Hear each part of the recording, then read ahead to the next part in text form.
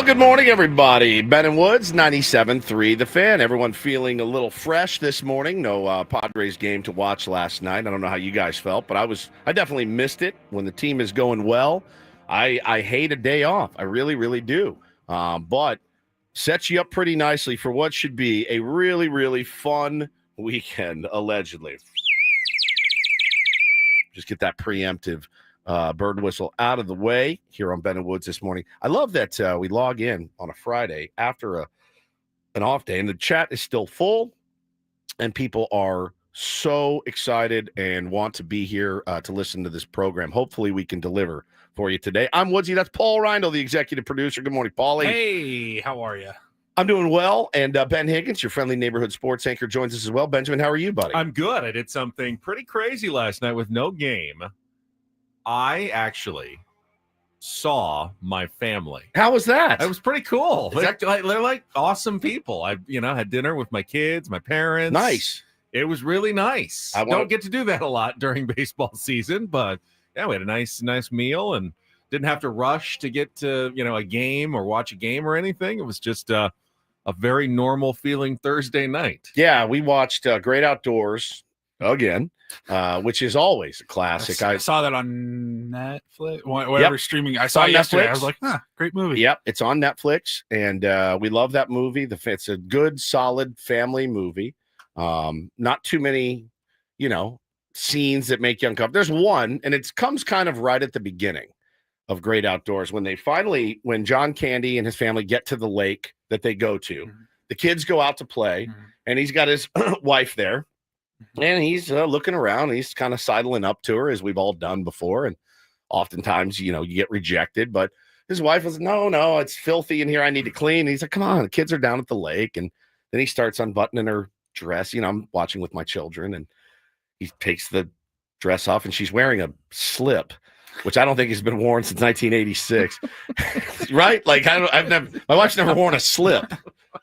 Right? So then what does it actually do anyway? Because there was like underwear under your dress sort of thing. Or, you already have underwear and a bra on. And what was the purpose of the slip? I don't know. So someone in the chat. Does anyone know what the purpose? Does anyone wear a slip? You can call in at 833-288-0973.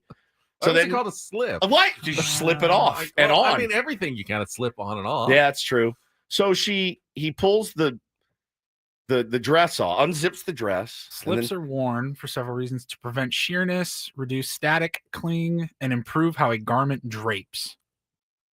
Okay, so it looks. They also provide an extra layer of warmth. It gets you protect outer clothing from body oils and perspiration. Okay, so it gets you like a layer under your dress. Okay, it makes sense. I feel like quietly, it's like you have like a bed sheet or a pillow cover. You just kind of putting it on. It's already got like a mattress protector or a pillow protector, but you're putting another. I feel like quietly, Big Laundry has eliminated static cling during our lifetime.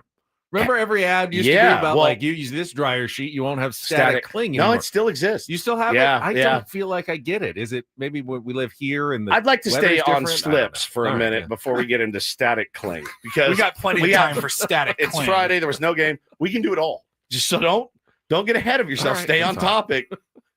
So he takes the dress off, and she's in her slip. And then he starts kind of kissing her neck, and then he starts wanting to play a role play game. You will be Shilana, the woods temptress, and I will be Bert. And she's like, ooh, Bert, I love when you're Bert. I'm like, you creepy SOBs. Look at you guys. And then Uncle Roman comes in with the video camera, and he's like, ha, ha, ha, ha, Shilana, the woods temptress. It's a brilliant film. It's a brilliant, brilliant film. And my kids love it. They love it. And I love it. And it makes me think, the thing that bums me out every time I watch Great Outdoors, though, is I just miss John Candy. I was just going to say that. I just miss him. Every time I watch any movie that he's in, I just go, we as a human race we're robbed of a good 30 years or whatever. I don't remember how old he was when he passed away. He was not old. He wasn't that old. 40 and you're just something. Think about how many years of movies, of comedies he could have kept putting out. I every time I see his face, it makes me happy, because he always makes me happy when I see him. And then it makes me incredibly sad. Him and Chris Farley. Yeah. And his family, I think John Candy's family is doing a documentary on him that will it will bring me to my knees. I love that, man. We grew up with him, Planes, Trains, and Automobiles, Great Outdoors, all of those classic movies. So we watched that. Shout out to his family. Just like the biggest shout out. Brewster's Millions. Brewster's Millions. So good. I watched that 50 times. It's I'm an so Uncle good. Buck guy. Uncle Buck is amazing. I'm Molly Russell's wart. Not her wart. Not her wart. I'm old Buck Melanoma. He's amazing. He was so good. Old melanoma head. That's what they call me. Just old melanoma head. So good. So we watched that. It's a classic. The talking raccoons is brilliant. Uncle Roman, Dan Aykroyd, one of the greatest characters of all time. Kate, what's her name? Kate, Steven Spielberg's wife. Capshaw. Kate Capshaw. No, she's not in it. Warren Beatty's wife. Annette Bening. She's in it. She's brilliant. So that's it. That's the classic standard in our house. So we watched that, and it was nice. Had a nice little family night. Viva Ponderas. I knew John Candy. Obviously, I remember when he died, and he felt like he was young. 43, though. Oh, makes me so sad. Dude. Quite a bit younger than either of us. That is, it's really, really sad. Oh, it breaks my heart. Every time I see him, I just get super bummed out, man. So we watched that. But if you want to get back into static cling, I think we can. I think it's an important topic. Well, some people in the chat said it still exists. Colorado, really bad static cling. Maybe it's just in San Diego. But I remember as a kid, you'd put on shirts and you could feel like the static. And I don't get that anymore. At least our washing machine and dryer. We still get it every now and then, and we've tried to go away. Apparently, like everything that happens in your life, if you use something for many years, and then somebody comes in and says, "Oh, those."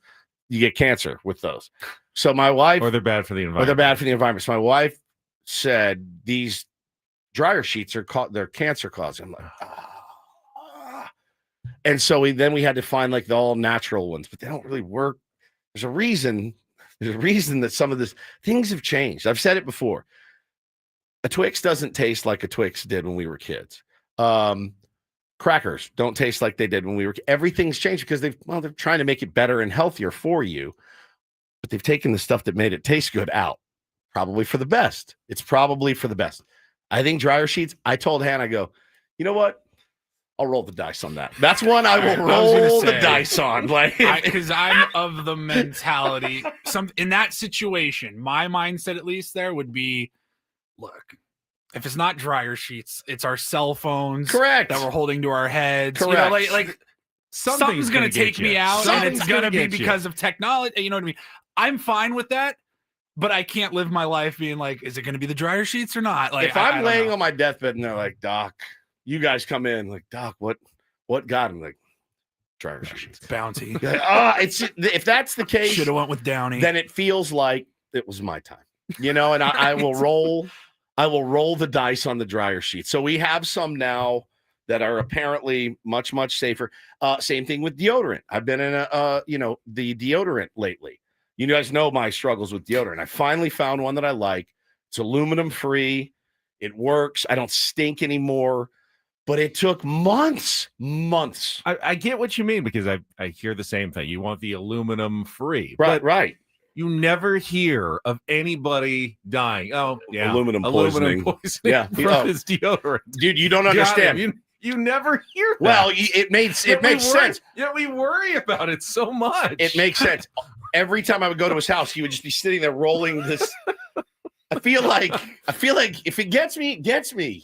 I mean, I don't know. With all the things, and no offense, that you did in your youth. Correct. If dryer sheets is what that was my time. It was my time to go. It was my time to go. And it's like Hannah says, she's changed her perspective on this. Her dad, Lauren and Carol, his license plate literally said organic, and he died at 60. The dude used to go out and like pull up his own beets and like out of the garden, be like, here, we're eating these tonight. Here's a head of lettuce I got. And like he did everything right. He didn't do the aluminum. He didn't do the dryer sheets, and he died at 60. So it's a good lesson to live your life out there a little bit, but living in fear of everywhere you go, it's like, oh no, you can't have that. It's got aspartame in it. Oh, that's got aluminum in it. Oh, the dryer sheets will kill you. Red dye number 4. Red dye number 4. You will lose. I've been smacking Gatorades out of my kids' hands. I'll see them come home from a friend's house. I'm like, no, not the Gatorade. And so yeah, it's a good lesson. Do what you need to do. I would just say, like everything, do it in moderation. Oh yeah, the latest stories about the microplastics. Microplastics. Moreno, like we breathe in 10,000 little pieces of plastic every single day. I eat plastic pens from like the furniture that is plastic and everything that's plastic, and it's like, I mean, we're all pretty much made of plastic at this point. Pretty much, and so you just work. You work to try to make little improvements here or there. I found myself, I think I've told this before, because I do get into that when it comes to my kids. There's a lot of hypocrisy if you're a parent. There's a lot. There just is. Like I said to Bo the other day, I go, hey man, picked him up from school. I go, hey, I'm sorry I've had kind of a tough week. I've been raising my voice a little bit more than I would like. I've really been working on that, but I haven't been great. And I just wanted to apologize to you. Okay? He goes, no problem. Very forgiving. It's unconditional love with your child. It's amazing. And they're very forgiving. We get home later and I go, hey, lower your voice. He goes, how are you going to tell me to lower my voice? I go, you're 7. You're 7. There's a lot of hypocrisy that goes with kids. And so he's like, well, wait, I saw you drinking a Gatorade. I'm like, yeah, but I'm 50. I'm almost in my coffin. I want better for you. So you have to eat this crap version of these snacks. I actually get to eat the good ones. I'm sorry. Like, that's just the way that it goes as a parent. You're getting Nature Aid. I'm getting Gatorade. Nature Aid. Yes. You're getting that soda that has no soda in it. I'm actually going to drink a nice cold Coca-Cola Classic. You know why? Because it doesn't matter for me, buddy. Save yourself. So there's a lot of hypocrisy with being a parent. It just kind of comes with the territory. But yeah, man, we do have one friend that is bananas about getting the no microplastic, and I think it honestly consumes her entire life, like the constant shielding. Now, again, I'm not saying, hey, eat crunch berries for every meal, but have some crunch berries when we go on vacation to Hawaii. Absolutely. Like, that's a time to let it eat a little bit. But man, like, trying to make small little changes, it can. I went the other day, I went to 3 grocery stores in the same effing day because one needs lactose intolerant chocolate milk that they don't sell at this one. But I can't get the turkey there because the turkey there is not as good and healthy as the one here. And then I had to go. But then you can't go to that store first that you're getting the turkey because you don't want the turkey to sit in the car for Paulie, it is 45 minutes. Look, my triangle, the Bermuda Triangle, as it were, for me, is I go to Stater Brothers for the milk. I go to Vaughn's for like everyday stuff. And then I go to not Whole Foods, it's Sprouts on the way home. So I hit the Bermuda Triangle. I got to get my protein shakes. Costco, Vaughn's, Trader Joe's is my triangle. Yeah. So it's stores. The Bermuda Triangle. And you knock that out on one day. You're walking in, you got 6 different. Now I've got my plastic bags from Vaughn's. I have the pre-ripped, might as well just pre-rip the paper bags that you get at like Lazy Acres and stuff. Every time you walk your car, it drops. So it's really kind of a beating, man, to try to do the right thing. Yeah, I always feel guilty when I don't bring in my reusable bags. I've never done it once. I keep forgetting. Forgot, and then forgot again, and then all of a sudden it was over. So the Bermuda Triangle, a lot of people in the chat say, yeah, I got to do the same thing. There's just one thing that my regular store doesn't carry. So, but listen, we're all just trying to make it, trying to do the right thing. The worst one for me is Trader Joe's, because like I'll get a lot of good stuff from Trader Joe's that we need, but then there's like a couple of name brand stuff that you need. And you're like, I have to go to Vaughn's for this, but there's not I'm at Trader Joe's in its own shopping center. And I go drive over to the grocery store to get the name brand, the non-Trader Joe's, like the whatever you need. That's the only one that gets me, I think. My wife bought some recently, or it might have been me. One of the two of us bought some, and I think we ordered them, like had them delivered, some saltines that weren't premium. And we talk a lot on this show about you pay for quality. And you don't. You would eat. Oh no! For saltines, I absolutely. So will that's pay for what. So I put crackers in the category of Oh no, I'm not getting generic. I'll get generic mustard. I'll get generic ketchup. I do not believe in the generic brands. Oh really? For the most part. You'd be you won't get surprised. Vaughn's mustard? No, it's got to be French's. Okay, see, Vaughn's mustard tastes the same. It's got to taste exactly like it did when I was a child. So That's what I want. I got these crackers, and I was like, because my favorite snack is just a pack of saltines. So I just pull it out, and they crumble in your hand. There's no firmness to them. I prefer club crackers, though, a little buttery. Well, that's different. That's a different. I know. That's like saying, I like whiskey, I like vodka. They're both alcohol. It's a total different drink. Club crackers and oranges here. Saltines club crackers. Club crackers is a totally different thing. I think I'm with Ben though. I'm pretty much staying away from the generic brands. All generics for the most part. I buy generic Advil. For my baseball bag, a big chunk of it. I buy like Costco Advil. Yeah. I mean, it doesn't taste. It's the taste thing. You're not eating. I'm not eating them. So there's a couple things you don't skimp on. Toilet paper in the chat right here. Yeah. Saltines. It's got to be premium, right? That's the brand. It's got to be premium. No other brand will do. If you don't believe me, try one. Go get the generic Stater Brothers, Vaughn's crackers. They taste like Bud. I mean, they crumble. They get everywhere. You get a good firm cracker when you get the premium, and they have that like burnt top kind of. Oh, it's probably because they put all the forever chemicals in the. Fine by me. Like I said, it's fine by me. I don't mind like the healthier alternatives for like chips. They're like they have some that are like made. I think they're made with beans. Yeah, those are good. Rice. Yeah, like I have no problem with those. They taste good. I don't like them when they try to make them taste like Doritos or something like it's like Cool Ranch flavored bean chips. Make them yours. Make them your own individual standalone thing. I agree. I don't need nacho cheese Dorito flavored not Doritos. I agree. I also question the powers that be that thought putting a 10-cent bag charge would suddenly transform all our behavior. When I go to the grocery store and it's $247.30, and they're not even a little. Do you want it? Will you pay 10 cents extra for a bag? No, I want to carry this out in my shirt. Go ahead and you're like, oh my God, I don't know. That could be a whole 90 cents. Go ahead and tack on the 10. Jeez, the 10 cents at this point. Look, that's one of those things that I wish I was better at. I will admit it fully. I always forget to bring, and we save them, in our house because we use them for other things. And I always forget to just grab a handful. And I wonder if it's mental because I feel like, I don't know, I feel like cheap or something for not buying them every time, even though it's smart and it's better for obviously it is the environment, but I'll work on that. You guys can, but then you have to remember to put them back in your car correct. After you've unloaded correct. them all. Those little, I know. Yeah. Keep them in the trunk. It's a good idea. Well, you do, but then after you got to bring them in.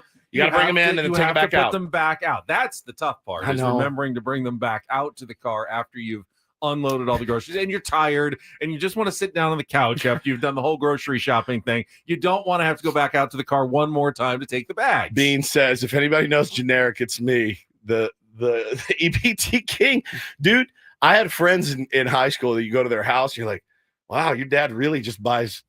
Oh, I didn't want a Dr. Pepper. I did want this Dr. Slice, though. Thanks so much. Like, Mountain Dew? Nah, give me the Mountain Breeze. Is that a real thing? That was a real one. Mountain Breeze? I remember that one. Just so you're like this. Thanks, man. It's the generic house. Hydrox. Yes. You're like in a pinch. In a pinch. Never. So good. Dr. K, Dr. Thunder. Yes, all of these. All of these. Oh, it's a good time. Anyway, Michael King is injured. We'll probably talk about that at some point. We have a really good show today. We will. Surprisingly on a Friday. Who came up with the name Hydrox? Hydrox. Sounds like bleach. It does. Yeah. It really does. Bleach cookies. At all. Oh, man. Who thought that was a good name for a nasty Oreo knockoff cookie? It's so good. Hydrox. I'll eat them too. I would eat them in a pinch. No problem. Oh, no chance. No problem. See, like that was when Ben was like, I can't do the generic brand. Like for whatever reason, Oreos were the first one that came to mind. Like, yeah. The store brand Oreos, are they bad? I wouldn't say that. No, I'll eat them. But they are not the same as Oreos. Yeah. If I have a sweet tooth and all I have are generics, I'm like, fine, I'll do it. It's not the same. It's not the same, but running around town trying to get organic fruit gummies for the kids and It's a lot, man. It really is. It's a lot. All right, let's get going here. We'll set the menu for what we've got on a Friday edition of Ben and Woods. First, Kelly's traffic here on 97.3 The Fan. From the 855 Get Ross Traffic Center, protecting San Diego after accidents or injury, here's Kelly Danek. Traffic is sponsored by Islands Restaurants. Friday morning off to a bit of a busy start. Couple spots northbound side of the 5 before SeaWorld Drive. Fire crews got that right lane blocked. They are handling a brush or encampment fire over to the right shoulder. That's north 5 before SeaWorld Drive. And a crash in the clearing stage, westbound King Freeway, just before Euclid. It's over to the right shoulder. Islands Restaurants, summer refreshment, paradise ambience, and the best burgers in town, like the Big Wave with cheese and fresh cut fries. $10 now for a limited time only. Visit one of our Islands restaurants throughout Southern California today. Dine in only. I'm Kelly Danek with Ben and Wood, San Diego's #1 sports station. 97.3, The Fan. This is incredible. I can't stop talking about it. You got Dean us says, going. throw them in some Kroger ice cream. Maybe nothing worse than generic ice cream sucks. The big tub of just vanilla, and it's got that plastic like paint can. They bring it into class if you had like a birthday party, and it was like, can someone just bring me just Dryers regular Dryers, ice cream, please? Where I grew up, we get this one tub of ice cream. It'll last us the whole summer. What dads didn't realize is the bigger the tub of the ice cream, the more you ate. The more you ate. Oh, yeah. Like, great. Now I have a trough of ice cream. I'm just going to eat way more ice cream than I normally would if I had a little gallon. It was more like, Mom, are we so poor we can't afford like a thing of Tillamook ice cream or Dryers ice cream? Like, what are we doing here? Wait, there's a Dryers and a Briars? There right? was. I don't know if they're no related sense. or completely different. I think it's very confusing. Totally different. Totally different? I don't know. All right. Let's move on. All right. We will talk about the surprise, the Thursday surprise that we all got from the San Diego Padres yesterday. Not a lot of explanation. I imagine that Mike Schilt will. Day off. Yeah, how you get hurt on your day off? Probably slept on it funny. Oh, boy. Michael King back to the injured list. We'll discuss it and what the Padres may do because he was supposed to start tonight's fairly important game against the Los Angeles Dodgers. Battle for first place in Los Angeles. So we'll look ahead coming up. We also have a bunch of Friday guests on a Friar Friday. We will be joined at 7 a.m. So in about 36 minutes by the CEO of the San Diego Padres, Erik Greupner. Going to check in on the state of your San Diego Padres here heading into the last month and a half of the season. We'll have our regular Friday conversation with D. Smith. Darren Smith going to join us, SDFC, Padres, and more. And how about this? Got a Hall of Famer joining the show right at the end. Trevor Hoffman's one of the coaches of the Perfect Game High School All-Star Game at Petco Park. So sick. And he's going to come on, talk a little bit about that. And, of course, Padres baseball at the end of the show. So good show today. Regular features as well. Take on Woods, Don't Do This, and the Reindl Report. But we will start. What happened? Michael King headed to the injured list. How does this impact the Padres going forward? That is coming up next here on San Diego's #1 sports station, 97.3 The Fan. Gambling problem? Call 1-800-GAMBLER. GEGE 0000466. For a full list of games and rules, play at 7 Mile Casino. Visit 7milecasino.com. First, though, Woods and I want to talk about 7 Mile Casino. If you're looking for weekend plans, make plans to head on down to our favorite card room. I'll tell you what, before we ever went to 7 Mile Casino, I must have passed it 50 times or more going down the 5, going, I wonder what that place is like. Can't be great, right? And I walked in. They finally said, come check it out. And I was floored by how nice it was in there. Really upscale. I mean, if you like to play cards, there's nowhere else you should be going other than 7 Mile Casino. I remember that day well, my friend. We went together. We had lunch. We had delicious food. We had the salt and pepper wings. I mean, I literally remember it like it was yesterday. The first time we went in, I sat down, played some California-style blackjack, won like $150, walked out the door, felt pretty good. It's a great place to go, just 7 minutes from downtown. Really, really cool. And I like to say it's a nice little surprise when you walk in. They're well positioned in the market because the other card rooms in San Diego, well, they're just a long drive away. You have to deal with parking in a garage and a big walk through a Smokies casino. Not at 7 Mile. Not only is it close, you park, you walk right in, you're sitting down at one of their tables right away and playing. Please check it out. This weekend will be a great time to do it. It's 7 Mile Casino, just 7 minutes from downtown.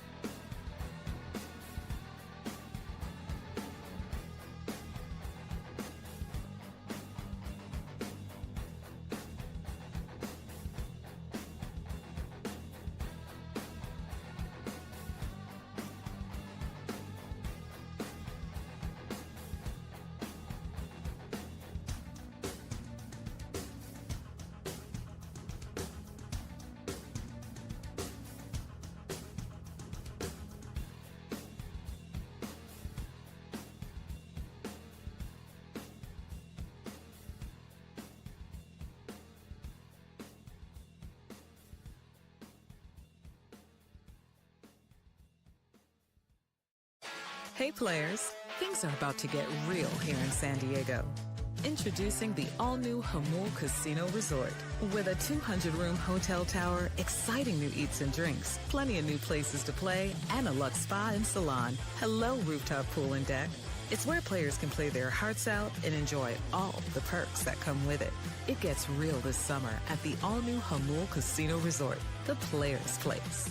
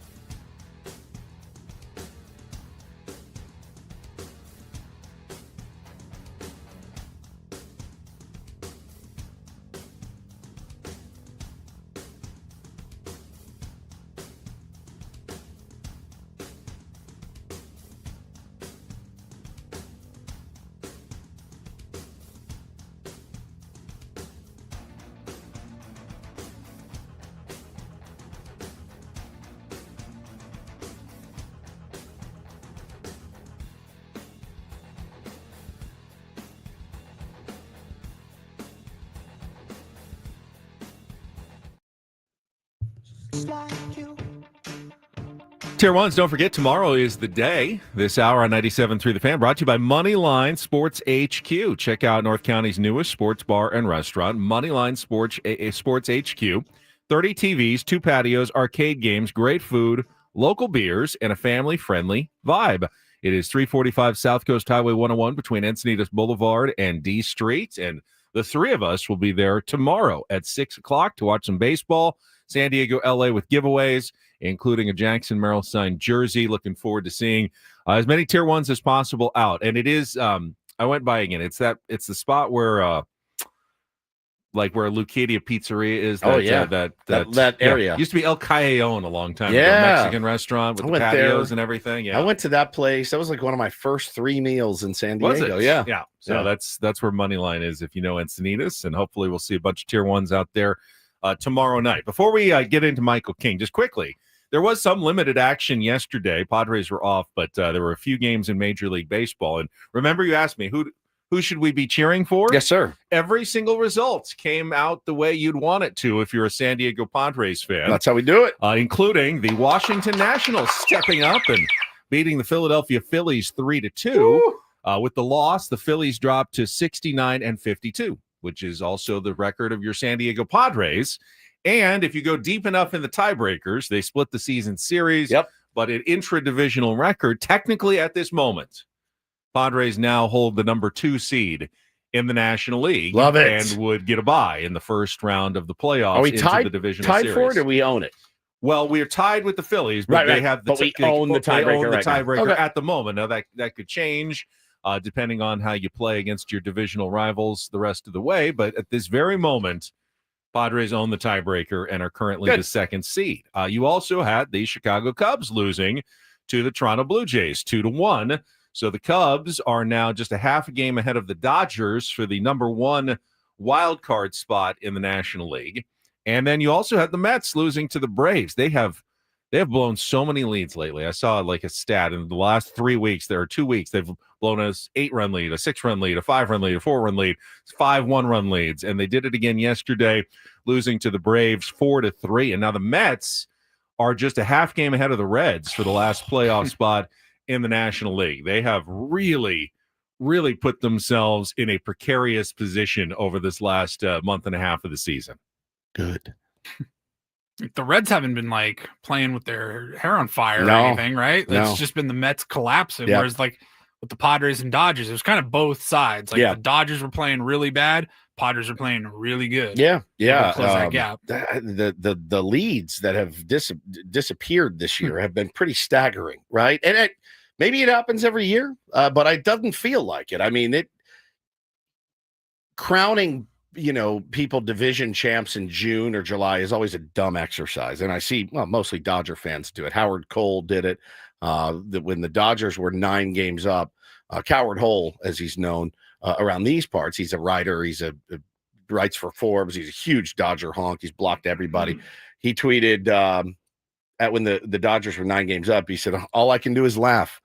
I mean, it's not funny now. It's not funny now. You've completely let it evaporate.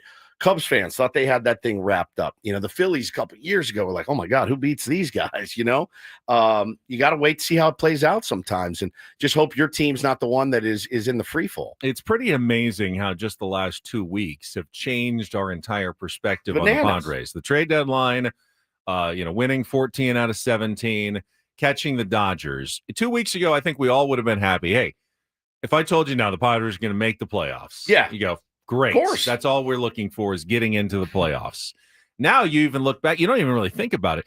The Padres now are 5 games up on the Mets and 5.5 games up on the Reds. And both of those teams would need to catch the Padres, for them to be in danger of missing the postseason. Not one of them, both of them would have to make up 5+ game deficits on the Padres. And again, not saying it can't happen. It absolutely can. And I think, but the Padres would have to play pretty poorly the rest of the way for it to happen. But you're now, like the point I just made too was you've seen some really good teams play very poorly.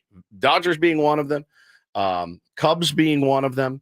There are teams that the Mets being one of them. I mean, it can happen to anyone. And the Mets have a ton of star power. They have a ton of great players. It's just not working out for them right now. So got to be, if you're the Padres, you got to keep your eye on the prize and continue to just play that brand of baseball that you've been playing and let the chips fall where they may. But yeah, the last thing on the planet you want for your team right now is just some big 8, 9, 10, 11 game skid. It just kills you.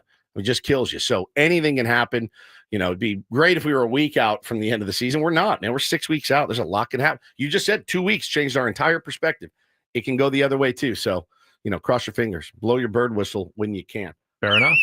All right. But the Padres did get some bad news and will have to move forward, at least for the time being, without Michael King, just when we were excited about getting him back. Sure. Give you an update on what's going on with the Padres pitching rotation right after this check of traffic on 97.3 The Fan. From the 855 Get Ross Traffic Center, protecting San Diego after accidents or injury, here's Kelly Danick. Traffic is brought to you by Valvoline Instant Oil Change, a 15-minute drive through oil change. Fire crews got the slow lane blocked northbound 5 before SeaWorld Drive. They're handling a brush or encampment fire over to the right shoulder. Accident has cleared on westbound King Freeway before Euclid. Now getting reports of some debris in the slow lane west 905 right before the 805. Before you hit the beach, the mountains, or even the 5 this Labor Day weekend, be road trip ready with Valvoline Instant Oil Change. No appointment needed. Stay in your car while they change your oil and check your tires, battery, and fluids.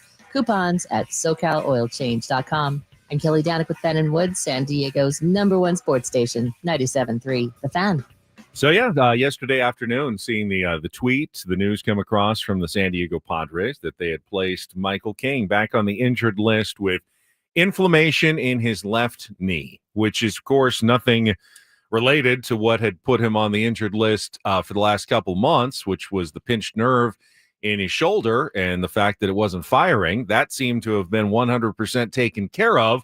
Where this knee injury / inflammation happened, we don't really know. I don't remember anything about his 2-inning start of him coming off in No, it could've pain been or side anything work. like that. Yeah. It could have happened outside of that. It happened on a jog. He could have already been. It could have been bothering him going into that from the ramp up, and just working so hard to get back. And he tweaked something and thought it was going to be fine, and it just kind of kept bothering him. And they didn't want him a lot of times. And I'm not trying to downplay this because I have no idea the severity of the injury, and we won't until we hear from the team later today. Maybe Erik Greupner knows something about it, but I would imagine we'll get our first update this afternoon from Mike Schilt. And sometimes it's simply he's really kind of okay, but we don't want him to do anything to change his throwing mechanics that could hurt his shoulder. So we're just going to wait until the knee calms down, and then he can get right back going again. I guess the problem here, Woods, is you wanted to see Michael King have this ramp-up time going into September where he could get back to being, 6-7 inning Michael King. And now this just pushes that timeline back at least another 2 weeks. Do the math for me, if you would, while I bloviate on this, because I did see a lot of anger yesterday. And I think it was misguided. I think it was a little bit misplaced. Guys are going to get injured. They're going to get a little bit banged up. Now, I understand he's been on the shelf for a long time, but something funky could have happened when he went out to throw his bullpen and he twisted his knee and he's like, oh no, I should be fine. Let's see how it plays out the next couple days. It's not fine. Retroactive IL.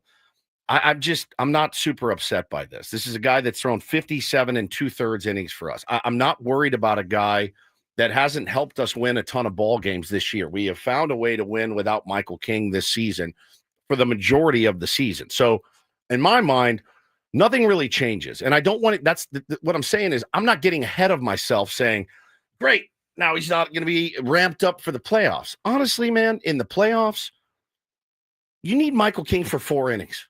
You really do. We talked about it. We talked about all the off days that are going to be employed.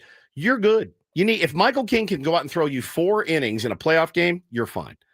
Anything more? Fantastic. But Michael King's been in the league a long time. I know he hasn't been a starter for a long time, Ben, but I have confidence that if this knee inflammation goes down and he gets whatever, a PRP shot or whatever he does to get his knee right, to calm the inflammation down, I have in barring any other setbacks until the playoffs, he'll be ready. He's a gamer. He's a ball. I had a guy yesterday who was like, man, he's made out of glass. And I'm like, man, I don't look at him. He's not an Anthony Rendon type. He's not a guy that wants to avoid the field. In fact, I would go the complete opposite. That dude loves to compete for the San Diego Padres. He loves it. He wants to be out there. He's very aggressive in his rehab. Very and aggressive. To get back. 100%. More even than the training staff wanted him to be.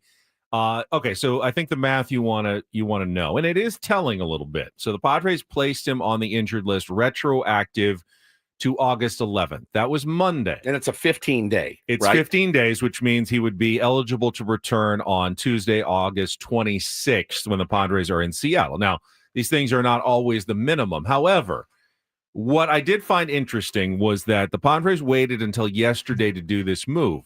They can only retroactive it, I think, 4 days, because he pitched on Saturday. So had they done the move earlier in the week, they could have made it retroactive to Sunday, which leads me to believe that they were hopeful and optimistic that he would be able to make this start. Like they knew he was dealing with something, but felt like, I think he's going to be okay, or there's a good chance he's going to be okay, so let's wait on it. And then they finally realized, it's not recovering as fast as we'd like. Let's make the move now. This is not a good idea. Yeah, it was more like, so it wasn't like a certainty, like, oh no, we know he's not making his next start. Had they done that, they could have made the move earlier in the week and made it even more retroactive to Sunday, not Monday. And not pitched Randy Vasquez on Sunday. Right. So this in it some feels ways is either a surprise or overly cautionary, just based on the circumstances. I really just think, if this is, again, calms down and he can get back on August 26th, as you said, that still gives him, how many starts would he get from then until the playoffs start? 5 or 5, yeah. Okay. Plenty. That's plenty Probably of more starts. than that. Probably like 6, 7, 8 starts. No, because there's only 41 games. So he's going to be out for another 2 able to get weeks. 6 would be maybe the most. 6. 5 seems most reasonable. If he's at 2 weeks. If he gets 5 starts, that is more than enough time for him to get sharp and crisp for this playoff run. That's it. Right. I mean, 4 to 5 starts is plenty. People are saying, well, they're trying to keep him, strong going into the postseason. I don't think that that's the case. He's had rested. plenty of time off. Yeah. I think my worry would be, well, what if it gets pushed back another week or two? Then he's somewhat. A little bit Now dicey. You're only getting 1 or 2 or maybe a 3 at most before the playoffs. And but I'd like to see how him many get has a little more than Darvish that. had since he got back? Like 4 or 5? Yeah. Don't you feel like he's ramped he's up? at 6 now, and it took him. But he's also kind of 15 years older than Michael King with a lot more mileage on his arm, right? So I again, if he gets, let's say conservatively, he gets 4 starts to be ready for the playoffs. Playoffs, by the way, which you need to go 4 innings. Yeah. That's it. He should be ready. He should be fine. So again, I think I certainly don't want to personally attack Michael King and think that he's ducking or dodging competing, because we know Michael King. You know better when you say stuff like that. You know better. He wants to pitch. And I'm sure he's also in a walk year. You'd have to be a real moron to be like, nah, I don't want to pitch in a walk year.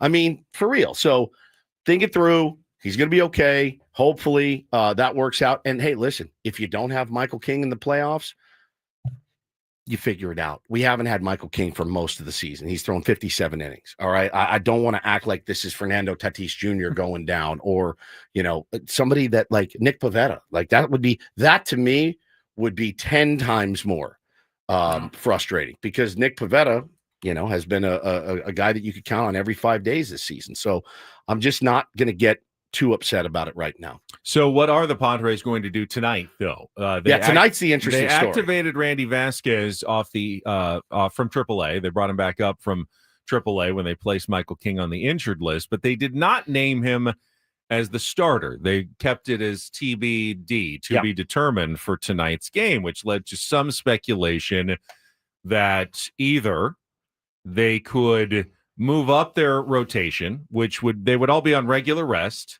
It would just be Dylan Cease on his normal 4 days, then Yu Darvish, Nestor Cortez, Nick Pivetta because of yesterday's off day, and then you could worry about a starter on next week. Or you could start with an opener, give the Dodgers like a left-handed look to start the game, and then bring in Randy Vasquez after you get through their MVPs at the top of the order, pitch him through the lineup one time and then the second time, and then pull him out before Shohei and Freddie Freeman get a second look at him, hopefully somewhere in the 5th or 6th inning, and then you just go to your bullpen after that.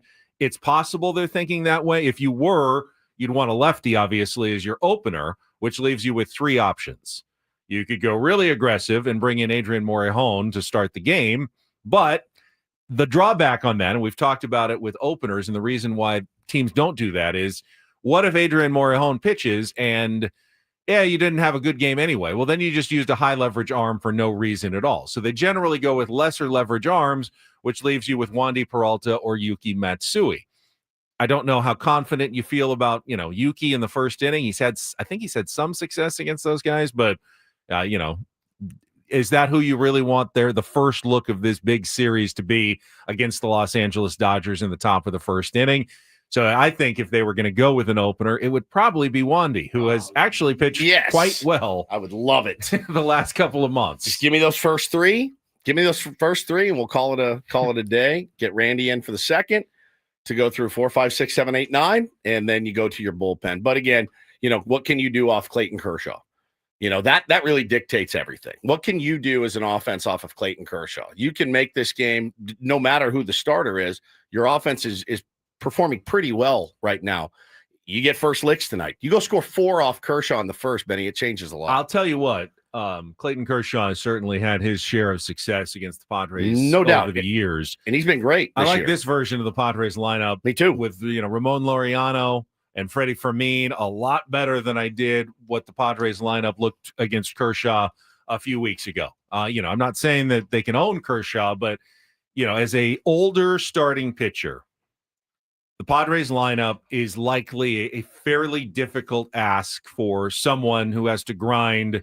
There's no lanes anymore. Okay, if I can just grind through these 5 batters. First 5 hitters, okay, 6, 7, 8, 9. I know I've got a bit of a window here where I can I don't have to be as precise, whatever. I don't have to reach back quite as much. You can't do that now against the Padres lineup. You've got to be on your game all the way through, and that's a grind, especially for a pitcher later in his career. I'd say the same thing about, a Padres pitcher facing this lineup.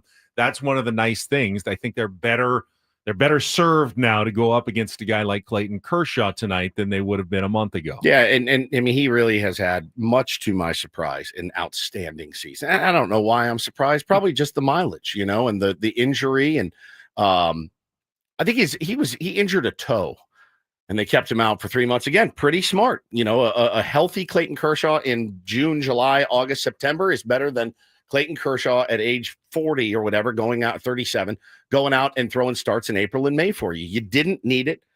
Everybody knew that's what you were doing. I'm sure he could have gone in April, May, or June. He didn't. Smart by them. I don't think this is the same strategy being employed by the San Diego Padres. And if it was, I don't think it would be Michael King that would get the rest, because he's had plenty of rest. He's only got 57 and 2/3 innings on his arm this year. But again, I have a lot of confidence in this team. Even if tonight goes south, I still like our chances at least making it competitive. But what can you do off Clayton Kershaw if you're the offense in the first inning? And I don't know the strategy they're going to employ tonight, Benny. I don't. You may just throw Randy Vasquez out there, and he pitched well against the Dodgers. He did. Read his stats. Both of his starts against the Dodgers this season in June in back-to-back games. Randy Vasquez was good. 4 2/3, a very Randy Vasquez, no runs, and I think 5 innings and 3 runs, or 4 2/3 and 1 run and 5 innings and 3 runs. He was absolutely serviceable against the Los Angeles Dodgers both times he faced them back in June. Yeah, maybe that's what they do. Schulte he's pretty traditional. I wish today would be a great day to talk to Schulte, but we'll have him next week. He's pretty traditional, right? Like he does it like, well, this is my starter, and we have a starter down, and I'm going to throw another starter in, and we'll let the chips fall where they may. And if the Pods get down early tonight, which is okay, they get down early, fine. Don't chase it. Do what you've been doing. Don't change a thing because it's the Dodgers. Don't get cute and run Adrian Morejon out there in the first inning and then go immediate attack bullpen to try to win the first game of a series. You're going to be facing these guys 6 times and probably in the playoffs. Slow down a little bit, relax, just see what happens. Let the chips fall where they may. Trust your offense. Trust Randy Vasquez to go get the job done. And if he doesn't, you regroup and you figure it out tomorrow. And Randy is on normal rest tonight. He pitched Sunday, so 4 days rest. He only pitched 68 pitches. They weren't good, but I would have been shocked if they were. Had Randy gone down in his first start in AAA after he's been pitching huge ball games for the Padres all year, that he twirled a gem, for the El Paso Chihuahuas in his first game at AAA. Right. He's probably working on some stuff, being careful with his arm. I'm not too worried about the results of a AAA start on Sunday. Mr. B says he needs King to pitch several games in the minors before he comes back. You don't. Why? He does not need to go down and throw 3 starts in El Paso, which can only hurt him. Again, you're taking them at their word, right? And that can be, some fans won't do that. If you're taking them at their word and it's knee inflammation, the arm is fine. If the arm is fine, great. All right, coming up next, you remember this from back in spring training. We mean what we say. We're not backing away from the plan to try to win a World Series championship, and we're doing everything we possibly can, putting every resource we can into fielding a competitive team that can compete for that championship. As they like to say on the internet, how's it going now? Not bad. We will be chatting with the CEO of the San Diego Padres on a Friar Friday. Erik Greupner will join us coming up next. Don't go away, Padres fans. Bennett Woods continuing on San Diego's #1 sports station, 97.3 The Fan.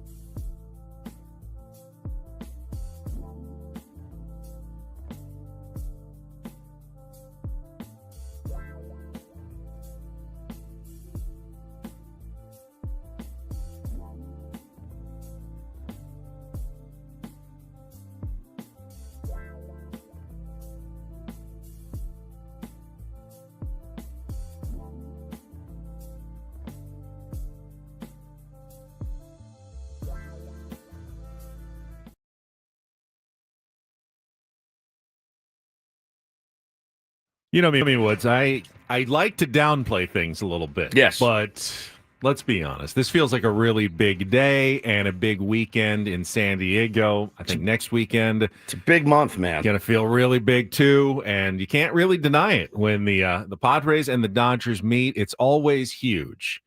But meeting in a showdown for first place this late in the season, haven't seen something like this in 15 years in America's finest city. So I'd imagine that things are very exciting at Petco Park. And joining us right now on a Friar Friday to talk all about it, the CEO of the San Diego Padres, Erik Greupner, with us here on 97.3 The Fan. Good morning, Erik. How excited is the building there right now? It's shaking, boys. We're ready. We got 41 to go, and there's going to be some special moments here at Petco Park down the stretch and into the postseason. So it's a great time to be a Padres fan. You know, Erik, there's been so many special moments over the last few years. We've talked about it on our program a lot. They've delivered. You guys have delivered a lot of special moments, and obviously the big one, right? That's the one that everybody wants. And, last year certainly got close. This year certainly feels close. I know there's a lot of games to go. Nobody's patting themselves on the back yet. But for you guys, how hard is it for you, the CEO, to stay kind of in the moment with what's going on in just the next 10 days or so, and then also having to look towards, next year in the future?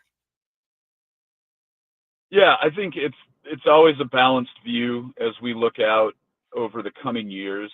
And really, and I said this, and I know you played a little bit of a clip a moment ago from spring training, but, nothing's changed. We are pursuing a strategy over an extended period of years where our plan is to consistently play playoff and hopefully championship caliber baseball. This isn't a one and done approach. It never has been. It's about building something sustainable for the long term around a talented core of veteran players that we've committed to and locked up for the long term, and then continually adding pieces around that core that in the aggregate can, produce a championship for San Diego. That's what we're here to do. That's what we're going to continue to do for years to come. And it's just really, I think, edifying to be at this point in the season. AJ had an outstanding trade deadline. And we feel really good about the reinforcements that we brought in, the way we've rounded out the roster. We feel like with 41 to go and a postseason after that, we've got as good of an opportunity this season as we've had in the last 15 years, as you mentioned, to go win a World Series championship. And now we got to stay healthy. We'll continue to get our support that we get from our fans, which is just unbelievable at Petco Park. And they're the unsung heroes. I mean, that our fan base is what has allowed us to consistently pursue a championship in this market. But for their consistent support, we couldn't be at the payroll level that we've been at, that we continue to be at, top 10 payroll in baseball, which gives us a legitimate shot year in and year out to win a championship. So all thanks to our fans, and we're incredibly grateful for them. We're going to need them down the stretch more than ever. We're going to need them at Petco Park, especially with these, key division games against the Dodgers and the Giants coming up. We need them in their seats, bringing that energy that our team feeds off of. And I know they're going to do that. We can count on them, and we're just incredibly grateful. Yeah, I don't think that's even a concern. I mean, people are just rabid. We see it in our chat every day. We see it on the phone lines. We see it in the streets. I mean, people are rabid for this team. And I wanted to ask you about your general manager, because you talked about the trade deadline he had. Peel the curtain back, if you could, like your role in that, 5-6 days, and I know it goes on longer than that, but your role in that, do you just kind of sit back with your arms crossed and say, let this guy do his thing? I mean, what does it look like when he is putting those deals together that day? Because it was frenetic, to say the least. Yeah, no, absolutely. I think I get the privilege and the opportunity to be a part of the decision-making process and really sit behind the scenes in the days that lead up to what eventually becomes known publicly. So it felt frenetic. And I think AJ has spoken a bit about this, but, several days before the deadline, we really had those trades all lined up. Yeah. Now, things, I've been in that room, for over a decade now, and things don't always go to plan. it's a competitive business. You've got other teams that are trying to oftentimes acquire the same player that you're trying to acquire in a trade. And so you don't really ever know until it's done. You've got medical review. Sometimes things can come up in medical review that change the deal, and you have to figure out how to get over that issue. So it's never done till it's done. But I think what AJ did really a masterful job of was lining up sequentially multiple trades. And so when it came time to execute, that's just the culmination of days, weeks of effort. Our pro scouting, advanced scouting group that was out watching a lot of those players in the weeks leading up to the deadline, a lot of discussion. There was a seminal moment the day before the deadline with John Seidler, AJ, and myself out on the patio outside of the auditorium where we meet for the war room. And AJ walked us through, here's how it's going to come together, and this is what we're looking to do. And there was a gut check moment that involved, the decision on Leo DeVries. And that's not an easy decision to make for any organization. But to the credit of John Seidler and AJ, and I was supportive as well when my opinion came time to voice it, was, look, we're in it to win it. And we want a championship, and we want it this year. And we believe that AJ and his team can continue to replenish our farm system as they've done year in and year out. And for the focus on a championship, you got to put your money where your mouth is. And sometimes that means parting ways with a top prospect to get back the type of depth and complementary pieces that you saw us add at the deadline. So we let AJ cook. He's gotten better every year as he's been in that chair. And, he has really a tremendous skill set when it comes to creatively putting together trades. He's got a great team around him, but, there needed to be sign off at the top, and that sign off came. And it came in unity and focus on winning a championship. I'll admit, Erik, as the trades were coming kind of down one by one, I think both of us were going like, I don't know about this. Oh, of course. What are they doing? But then when you see them all as a whole, and I think it was so important now, learned a little bit more about Freddie Fermin and knowing, the control and the idea that he'll be here for years to come, that Ramon Laureano, you could pick up an option on him and bring him back next year. And it all started to kind of come together. And how important was it in that decision-making process, knowing it wasn't just for 2 months that some of these players, many of them acquired, Mason Miller, were going to be part of what you believe to be competitive teams for the next 1, 2, 3, 4 years? Yeah, it was a huge criteria in the decision. And, to your earlier question about our focus, we're all in on winning a championship this year. We're going to be all in on trying to win a championship next year as well. And to do that, you have to have players under control, complementary pieces to that veteran core that I mentioned a while ago that, we committed to over a period of years. And so, you look at Freddie Fermin, he's a guy that, we really like and we've liked for quite some time, and, was sort of stuck behind Salvador Perez in Kansas City.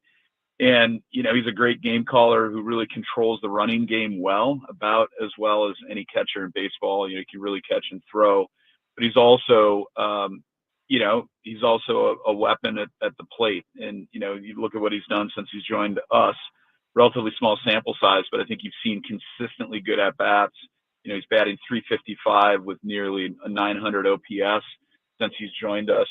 Then you look at Ramon Laureano, who you mentioned. We've got a couple of club options on him that you would really look quite attractive right now based on the way he's been playing for the Padres. And, Ryan O'Hearn, a couple of great depth pieces. But Laureano has just been raking. Hitting .333 with a 400 on base percentage and over 1,000 OPS since the trade. I think you've seen his left field defense really round out what is one of the most skilled outfield defensive cores in baseball with Tatis in right and Jackson in center and now Laureano in left. His ability to catch and throw the ball within like a second is unbelievable. I don't know that I've ever seen a guy no crow hop, right? Like he catches the ball in one movement, turns around, and it's back into the infield. So, huge defensive upgrade there. And then, as you mentioned, Mason Miller, to have 4 years of control for Mason Miller, really a guy at the back end of the bullpen who's just a strikeout machine and elite and electric. I mean, to have both he and Suarez at the back end of the bullpen shortens the game along with the rest of the bullpen in a way that you have to in modern playoff baseball, right? You know, your starter's probably not going to go more than 4 or 5 innings. Certainly probably not going to see a lineup a third time through. You got to get to your bullpen. And as we did last year, building a super pen with Tanner Scott and others that we acquired, Jason Adam, you know, you can never have too good of a bullpen when the postseason rolls around. So feel really good about where we're at there. And, you know, feel really good about the years of control we have on a number of those guys. So, you know, couldn't be happier with where we sit right now with the trade deadline and how it's played out. But, you know, we got to keep playing baseball at the level that we've been at. We got 41 games to go. We got an incredible home field advantage when it comes to playing at Petco Park. Could not be in a better spot, but that doesn't guarantee anything. We got to go out and get it. We got to take it. It's not going to be given to us. Talking to Erik Greupner, and Erik, I have no idea if you can answer any of this, but after the news we got yesterday, I'm sure Mike Schilt will address it. Can you say anything about Michael King and the injured list, the knee injury, anything that you can update for our Tier 1 listeners? Yeah, I heard a little bit of the discussion you guys were having earlier, and, you know, there certainly are sometimes moves made across the league that cause you to scratch your head a little bit, where it feels like, you know, there might be a player who's put on the IL, you know, strategically and not necessarily because, you know, he's as limited physically as they might indicate. That is not what's going on here. Unfortunately, you know, cartilage issue in the knee with Michael that really acted up in the last few days and swelled up on him. The good news is, you know, there's not structural damage in a way where, you know, we think he's going to be limited once he comes back. It's just getting the knee to calm down, you know, getting some of that extra fluid out of there. And then, you know, we feel confident that at least as to the knee, he's going to be in a really good spot to return when the IL stint is done. So it is a knee. It was unfortunate for him to have a setback after, you know, what he dealt with this year. But on the whole, it's the best possible version of what that injury could have been. And we feel confident he's going to come back strong and be ready to contribute down the stretch because we're going to need him. You know, Erik, there's always the great unknown with anything in life, and baseball's no different. You know, the rumors of the lockout and the work stoppage potentially coming. And, you know, listen, this is high level stuff. It's way out of my lane.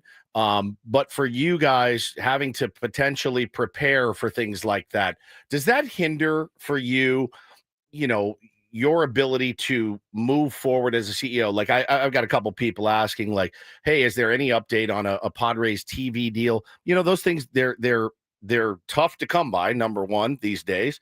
But how does that hinder you knowing, hey, we have this kind of large looming issue that's out there? Does that need to be resolved first, or how does that work?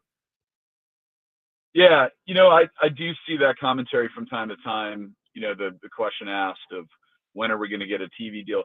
We have a TV deal. We have a TV deal with MLB Media, and we are generating, I promise this to the fans, we are generating the maximum possible revenue we can in our market at this time in our partnership with MLB Media.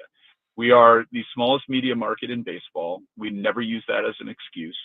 You know, we have a top 10 payroll. We have incredible fan support. We're very grateful for that.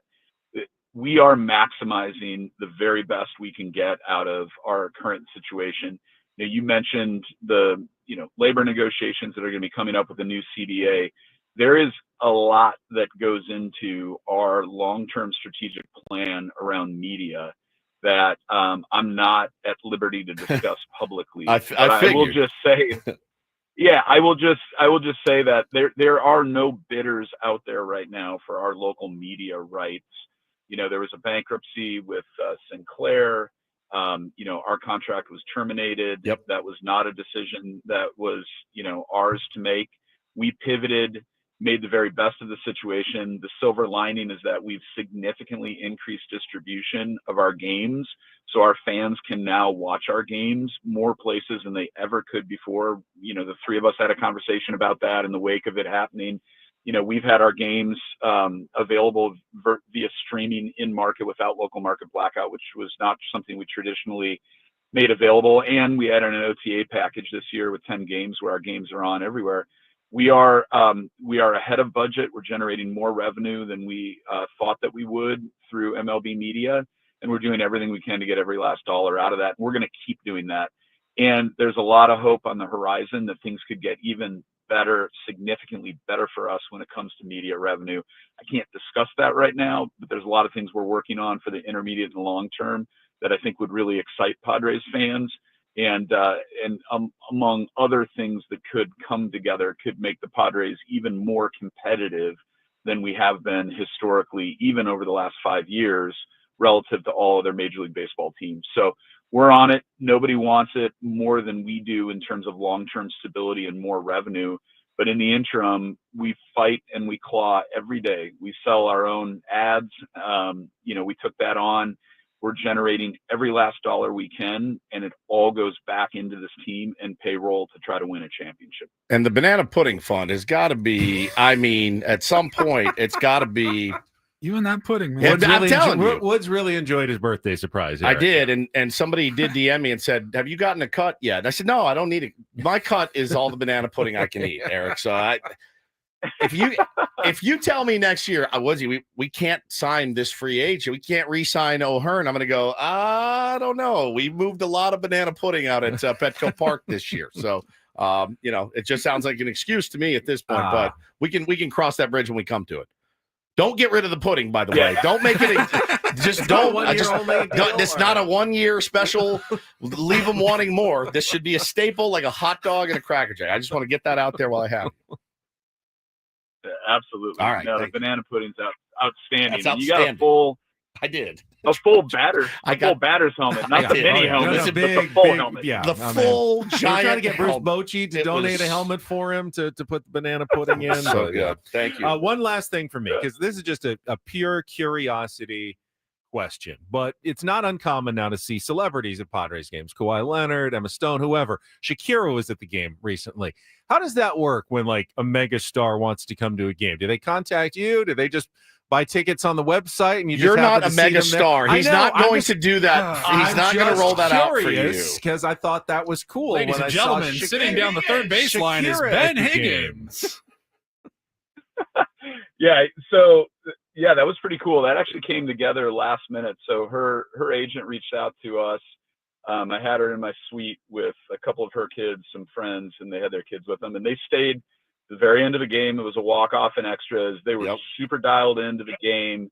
They had a blast. They were loving the Padres gear that we gave them, and she was really sweet and just, very down to earth for obviously being an international music superstar. So yeah, her agent reached out. That's how it happened. So Ben, if you want to have your agent reach out, we'll be waiting for the call. And he never calls us. Yeah, our agent, we never hear from him. Never hear from him. Kind of a waste of time. Yeah. But on the topic of international music stars, yes. Before we break for today, I want to make sure I get this one in. So Jose Iglesias, aka Candelita, is going to be playing a show with La Adictiva September 25th at Gallagher Square. So we're really excited for that. He's got 3 songs, a couple of them that he plays with La Adictiva, obviously his big hit OMG that dropped last year when he was playing for the Mets. But I think Padres fans, that's not to be missed. Come out September 25th to Gallagher Square to support Jose.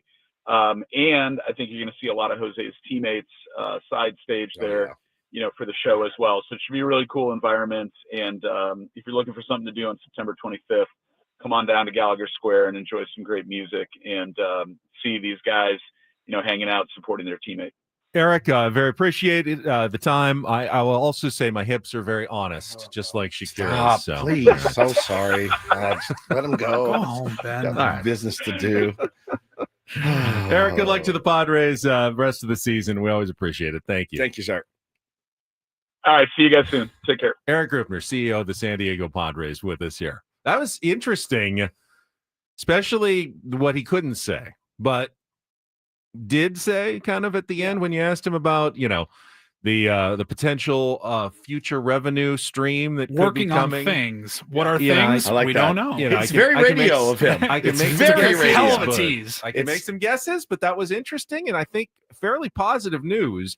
Overall for the San Diego Padres potentially. Yeah, it's a very radio thing to do. Or you'll see the maybe the failed radio host tweet out big things coming soon. All right, let me know when your podcast lands, my friend. All right, we need to take a timeout. We'll catch you up a little bit behind. Get to maybe a don't do this story or two when we come back. Keep it quick because we got Darren Smith at the bottom of the hour as well. We'll talk about the Falcons' new quarterback, and he is an interesting one. Very, very, very interesting. Very interesting. That's coming up after traffic here on 97.3 The Fan. First, though, I want to tell you about sdfatloss.com. It's how I lost 40 pounds in 60 days back in the summer of 2023. And the best news, kept the weight off this entire time. For 2 years, I've kept the weight off thanks to their sustainable strategies that they taught me. Helped me lose the weight fast, up to a pound of fat per day and 10 to 20% of my body weight in just 60 days. It can work for you as well. It's worked for my colleagues. Chris Ella lost 37 pounds. Matt Scraby, 40 pounds. Tony Gwynn Jr. is doing the program, too. I don't know how much weight he's lost, but he looks solid right now. John down the hall, John Flint, take on John. He lost 30 pounds. You can do it as well. So many tier ones have joined the sdfatloss.com community. It's all based on real foods, not shakes or bars or mixes. There's no injections, no exercise necessary. You can find out for yourself by getting a free consultation on the website at sdfatloss.com. If you sign up, get $200 off here in the month of August. It's just an added incentive to do something you should already be doing. Prioritize your health, lose the weight, and do it fast with sdfatloss.com. That's sdfatloss.com. Results may vary.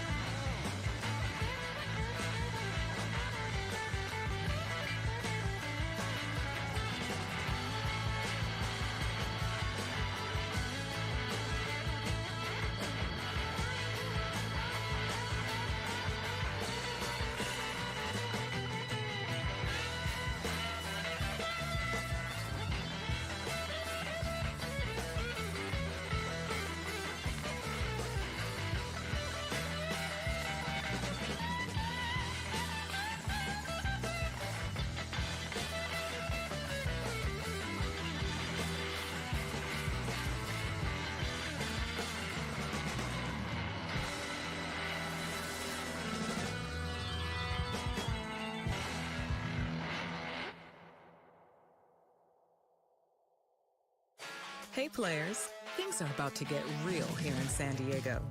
Introducing the all-new Jamul Casino Resort.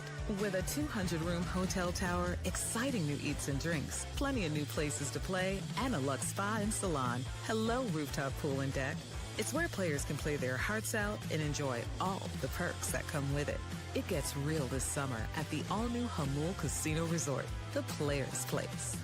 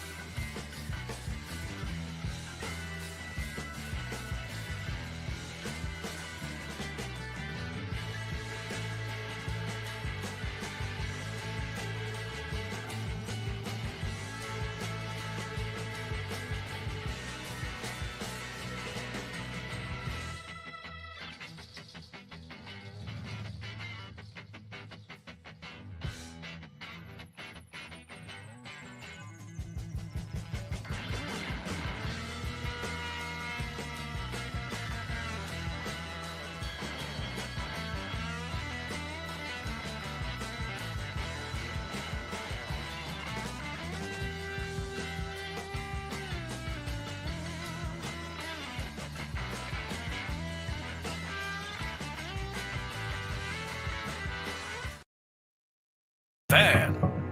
All right, thanks again to Padres CEO Erik Greupner for joining us. Let's get to an abbreviated edition here of Don't Do This. It's brought to you by Trust and Will. Don't leave your entire estate, house, kids, and life savings up to chance if and when you die. Do. Set up a Trust or Will online at trustandwill.com. This is a lot more affordable than you think. Visit trustandwill.com for more info. Well, let's go really, really quickly. We have the GOAT, Darren Smith, coming up at 7:35. So Savannah CBS yesterday, the CBS affiliate WTOC, Ben. Well, they had put up a little quick interview with Michael Penix Jr., except when they punched it up to put it on the screen, they misspelled Penix. They wrote penis, Penis. That's penis. Michael Penis Jr.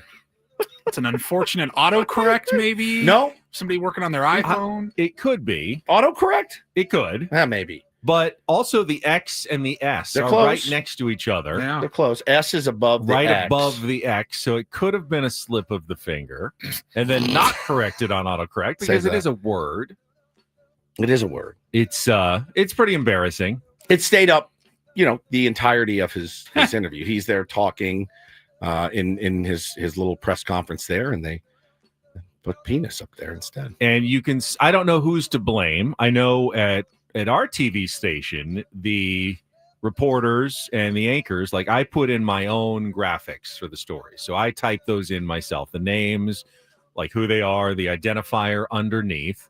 So that's my responsibility to make sure it's accurate when it goes on the air. So have you ever booted one? I mean, in 20 years, yeah, there's been like a misspelling, nothing like that. But I'm like known for my accurate graphics. You're known for it. Yeah, I mean, by who? It's the accurate graphic guy. Oh my God! You like the keynote speaker at Journalism Camp at Accurate Graphics Inc. All right, you're making it sound more grandiose than it is. You're making it. You all know him as from Channel 10, our friend and yours, and 97.3 The Fan, the Accurate Graphic King, Ben Higgins. People in New York are like, oh my God, he's here! He's here! The AGK. The Accurate the producers Graphic at our station feel I'm known very for it. confident that they don't have to do a lot of double checking With you. of my graphics with me because you're take known care for. Yeah, and I will put typos all the time. Like in my scripts when I'm reading them, I know I'm going to change that in my mind when I'm reading it. I don't care. Occasionally, no one's going to see that. But on graphics, I type it in slowly. I look at it, and then I call it up to double check and verify that, okay, is this exactly what I want to state? Now, occasionally you are in a hurry, and you're rushing to get something on the air, and you do get a misspelling. But that also then has to be seen. Someone in the booth put that up as well. Like, does this look right? Does anyone notice that this says right? Doesn't Penis. say penix, it says penis. Penis. Like, there are people and procedures in place to catch that before it goes on the air, even if there was a misspelling or a autocorrect failure somewhere. That joke for him. He's had that made about him 7 billion. Hey, look, it's Michael Penis. All right, I get it. Michael, yeah, so close. Michael Penis, I get it. You are, as he's kind of Chris. You are more Ron Burgundy every day. You talking to the new news girl. I'm actually known for my accurate graphics here. I didn't watch a ton of Seinfeld, but the episode where he couldn't remember the girl's name, only that it reminded. Oh, Mulva. Yes. God, it was a female body anatomy. Mulva was so good. Dolores. Incredible. Michael Penis Jr. Yeah, let's wrap it up because we got D. Smith next. All right, and that is sorry just for the quick one quick. Don't do this for a Friday. Double don't do this for you, just for the hell of it. That was Don't Do This with Ben and Woods on 97.3 The Fan. Yeah, we wanted to make sure we get plenty of time for D. Smith, Darren Smith. We'll talk SDFC and Padres with us in his regular Friday chat. Coming up next year on 97.3 The Fan. Yeah, somebody had asked me, or somebody put in the chat yesterday, what's that water company the Woods was talking about? I don't know how you could miss it. It's Eco Water, right? I've been telling you about it for many, many years now. You hear it all over the radio station, proud partner of 97.3 The Fan, and something that we have in our home that we use every single day. My Eco Water system is like my favorite thing in my house, and it's just incredible. So they've been doing this since 1925. That's why we trust them. It's not just about the delicious water that you get to drink from every single tap in your home that you get to shower in. It's about the hard water that's flowing through your pipes as well. If you have hard water, you know exactly the end of your faucet is green and caked with stuff. Doesn't exist anymore when you get the Eco Water system put in your home. They really are good at this, and then your skin feels better, your hair is softer, your pets drink better water, your kids are healthier, all of it. It's just next level. It is bottled quality water straight from your tap every time. So give them a call today at 760-350-3338. Have them come out, do a free in-home water test for you. You'll be amazed at what you find. Try the Soft Life and alkaline water for now just $9.95 a month. Go to ecowatersocal.com. Let them know Woodsy sent you. Not everything in life should be hard, especially your water. Keeping it soft since 1925. Eco Water, your water should be perfect.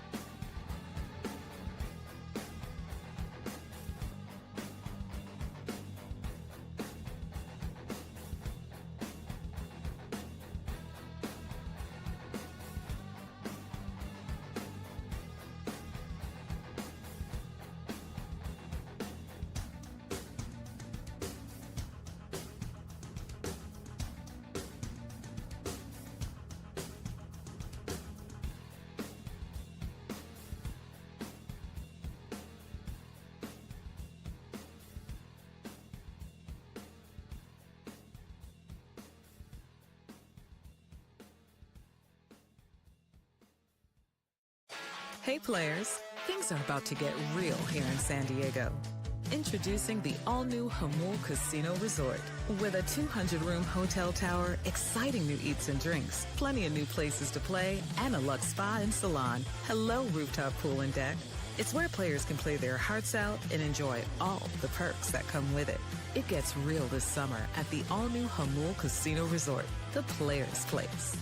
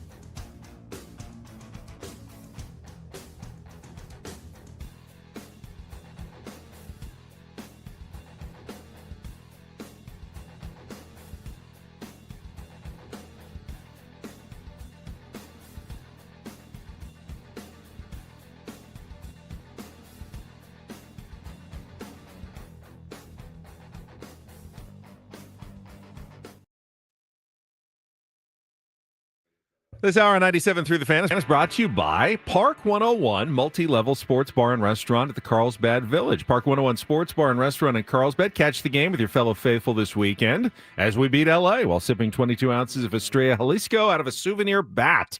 Park 101 Carlsbad Village, proud sponsor of the Padres Radio Network. All right, Darren Smith is standing by. Another big road weekend for SDFC. We'll talk Padres baseball as well. All coming up after a check of traffic here on 97.3 The Fan. From the 855 Get Ross Traffic Center, protecting San Diego after accidents or injury, here's Kelly Danick. Traffic is brought to you by Valvoline Instant Oil Change, your 15-minute drive-through oil change. Accident has cleared on northbound 805 before Market Street, so speeds are looking pretty good there. Watch out for some trash debris on the Mission Bay Drive on-ramp to southbound 5. Other than that, we're looking at a pretty problem-free ride, except if you are heading over to Coronado, looks like you're going to have plenty of company. That bridge backed up full span at this time. Before you hit the beach, the mountains, or even the 5 this Labor Day weekend, be road trip ready with Valvoline Instant Oil Change. No appointment needed. Stay in your car while they change your oil and check your tires, battery, and fluids. Coupons at SoCalOilChange.com. I'm Kelly Danick with Ben & Woods, San Diego's #1 sports station, 97.3 The Fan. And it is that time on a Friday to welcome our friend Darren Smith back here to 97.3 The Fan and Ben & Woods. Good morning, Darren. Good morning, Ben Woods, Paul. Hey, How buddy. are we today? We're well, We're man. good. How about you? Doing well. I'm just double checking to see that my name is spelled correctly. Yes. On the font There there. are. Trying to think No shenanigans whatsoever. how we here. could butcher that. Smythe. Yeah. Darren Smythe. Darren Smith, Yeah. more like Darren S. Word. We could just put Yeah, Darren. that's what it was when I was a kid. You do Once have, Was it everybody really? figured out You do that have word, all that the was letters one, in yeah. there. I never even Yeah. noticed that. Did they call you Darren S? Correct. No Yes. way. Yes, that was traumatizing. Thank you for taking me back to this really, really dark place. But yes, once kids figured that word out, that was the one that really was the most Wow. common for me. Not that they were the most creative children on planet Earth, but No. yes, that was actually the one. I mean, you literally Incredible. have, at least stereotypically, whether it's statistically or not, but Right. the most common last name possible in this country. That's right. You're a Smith. Smith. Right. How do you right. feel- Which is how do you odd feel because about I don't that? know anybody like named Smith. Really? And everybody, like when you meet somebody, it seems like it's a rarely odd thing. Do you guys? There are a lot of Smiths in your Worked ecosystem. with They're Steve not- Smith for not 20 mine. years. Yeah. I know they- like I know like 10 or 12 Smiths off the top Oh, really? of my head. Oh yeah. Yeah. Yeah. Yeah, I my don't- I buddy don't know. I Mike. mean, I always sat next to the Smith in class. Yeah, of so, course. We always would, but there was usually one or two. But outside of family, I really don't have that many of them. Steve Smith, though, like Yeah, you said, North love County. Steve Yeah, Smith. former third base coach, Phillies. And Oh, there's there a you lot of go. Steve Smiths, wide receiver Steve Smith all over the place. So let's Yeah. talk SDFC. Another big win on the road. This team knows how to win away from home. Darren, 5 straight, going for 6 on a Sunday night against San Jose, and that's really been the separator, has it not? That's put them at the top of the table in the Western Conference. These wins away from home. Yeah, how about all of our first place teams? That's right. Yeah, they have been. It's 5 in a row now. 5 on the bounce, as they say in the sport. Didn't know that. I mean, I think either. it's just a mentality. Like, there's no real reason for it. Like it's not like they have a home field that doesn't lend itself to the kind of results that you can get away. I think it's just a mentality, a fearless mentality of just being dialed in, being connected, really just being fearless. And that's saying something, especially when you're dealing with so many younger players. We saw another debut this past week against Kansas City from Aiden Harangi, who's a 19-year-old who played 90 minutes at right back because Oscar Verhoeven, another 19-year-old, was unavailable. So, they're finding guys that are just sort of fearless, whether it's playing at home or playing 90 minutes, being a sub, being a starter, playing away. So, I do think Mikey's just got them all believing that whatever it takes to win is whatever it'll take and whatever they're willing to do. So, I've enjoyed it, and hopefully that continues again, and we pick up number 6 this Sunday. D. Smith sitting here at 15 wins for this team is pretty staggering when you look at the record, and then you look at their, as Ben likes to talk about incessantly, their GD, their goal differential. He has told us over and over it's the mark of a great soccer club, and there's his 18 right now. But the team they're playing in San Jose, they can score. They've put up one fewer goal than SDFC, but they give up a ton. De Los Santos. Yeah, with the clean sheet. He's back now. He's right? back. Yeah, clean sheet last week. Helped that tremendously. But these guys can score. Tell us a little bit what you know about San Jose and what we can expect on Sunday at 4:00. Yeah, they can score, but they give it up. So I'm actually heading out here when we're done. I'm going to head out to training. And I was going to ask Mikey that exact question. When you're going into a game where you're facing a team that scores almost as much as you do, right? Yeah. 50 goals for SDFC, 49 for San Jose. Are you thinking, okay, like this is going to be one of these crazy kind of bonkers matches where we have to just go and try to, outscore them? Like it's going to be like crazy 4-3, 3-2, something like that. Or, is the focus on goal prevention, is the goal on continuing to do what you're doing? Since this team gave up 4 to Houston at Snapdragon Stadium, I think that was 5 MLS matches ago. They have not given up a goal in the run of play, meaning that they've given up one on a set piece. They gave up a goal on an own goal, a penalty kick, a couple of clean sheets. So, they've really been dialed in defensively. So, hopefully that's going to travel with you to San Jose. But, I would be looking and going, man, this team scores a bunch. They're going to want to try to just make it one of these crazy high-scoring affairs. And I think SDFC is good with that. I think they're fine. I think if you want to try to slow it down, SDFC will be okay. If you want to try to go goal for goal, SDFC will be okay as well. But, I do look at it. I'm glad that Ben has just converted his passion for run differential into goal differential. I mean, I just feel like that's amazing, and I love everything about that. But I mean, it's probably going to be the difference in the game upcoming this weekend. San Jose's outside looking in. You're going to see them twice here over the next 8 games. So I would think that there's probably going to be just a little bit of craziness between the two sides at some point. Feels like a Coors Field game. Like it feels like it could get 6-5, which would be great. Right. I mean, it's exciting. They like playing these kind of games. I mean, of course they would rather just shut you down and have another clean sheet added on to the resume, but they're not afraid. They are not afraid. They don't mind mixing it up. If you want to go and get into stoppage time and score 96-minute winners, SDFC is your team. All right, talking to Darren Smith, let's turn our attention to the Padres. Big weekend next weekend against the Dodgers. And I'm curious, what's your now perspective on this rivalry that has intensified between the two teams? We saw things really heat up the last time the clubs faced with the Robert Suarez, Shohei Ohtani, Fernando Tatis Jr. getting hit, Mike Schilt and Dave Roberts going at it.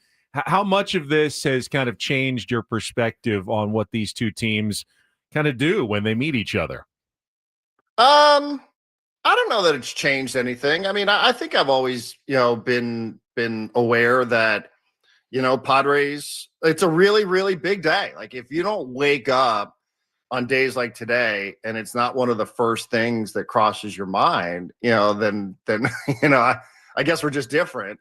But I think I feel the same. I mean, I've always known that it's really important for Padre fans when you face off against the Dodgers. And I think it's becoming more important for Dodger fans, try as they might to deny this. Yeah. I mean, the whole thing about the historical rivalry and such, I understand the conversation. I also understand, what it's meant to baseball historically, that it's been Dodgers and Giants. the same way it's been Yankees and Red Sox. But that doesn't mean that the Orioles haven't become one of the more hated teams for the Yankees over stretches of time. And it feels like we're just in one of those. So, as far as it goes, just with the two sides in the present moment, yeah, I'm kind of curious to see what's going to happen tonight. I am. And I think it's a great opportunity for the Padres to go into Dodger Stadium. I love the way they're playing. I certainly love the way the Dodgers are playing right now, too. So, I think it's a great opportunity to go in there and really, you take it to them early in this one. And I keep thinking about that crowd. I keep thinking about the fans that are at Dodger Stadium. All of a sudden, you might turn them against their, I think it's it's going to be another great chapter for what it is that these two teams have done over the last couple of years. I mean, you can't see each other that many times during the regular season and the postseason and not feel like there's something extra to the games that are being played between the two sides. So, it's absolutely there.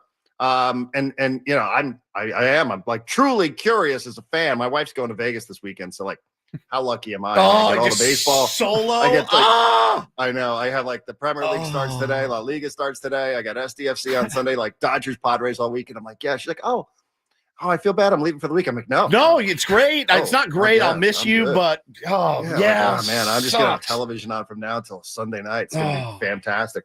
But I can't wait to watch it because I do want to see like when last we left off. It was people sort of, grown men in baseball uniforms yelling at each other. And I'm kind of curious to see where it goes from here. The way Fernando gets that fan base up there, too, on the road, gets them. They lose their mind. They lose their minds, man. He'll just stick his tongue out and they'll the world will be Shakes on fire. His booty a little bit. Yeah, right? Just gets a little saucy out there. And again, I do. I mean, I like that. I do too. Feel like you can sense it, right? You can hear it from the media up there, like the coping of, maybe this is a good thing. No, it's not a good thing. I saw it. Shut up. Stop that. I saw it. Not, you know it and we know it. Stop pretending. I saw it already yesterday. The excuse campaign is rolling out. And I like Alden Gonzalez. I do. I like Alden Gonzalez. I think he's really good at what he does. Right. But I watched him be like, man, when you play into October, it's you're more tired. And I'm like, none of those pitchers were even on the roster. They went out, they spent $800 billion. Like, give me a break. And I said, I tweeted, I said, nobody took that into consideration when they picked him to win 120 games, as ESPN did. 120 games. Best team ever. Best team ever. Supposed to be the best team ever. Right. I know. So I like the other one, and Steve Mason's a former colleague of mine, and ours. And he's like, well, maybe it's a good thing. Maybe this will wake them up. Maybe this has them now realizing that they need to be playing better baseball during the. I'm like, no, maybe they just aren't as. Maybe they're just not dialed in. Maybe there's something systemically wrong there. Maybe there's something that's just off with them. So it seems like there's an awful lot of reaching, and I do. I mean, I would much rather wake up today being the Padres, not just because of the first place.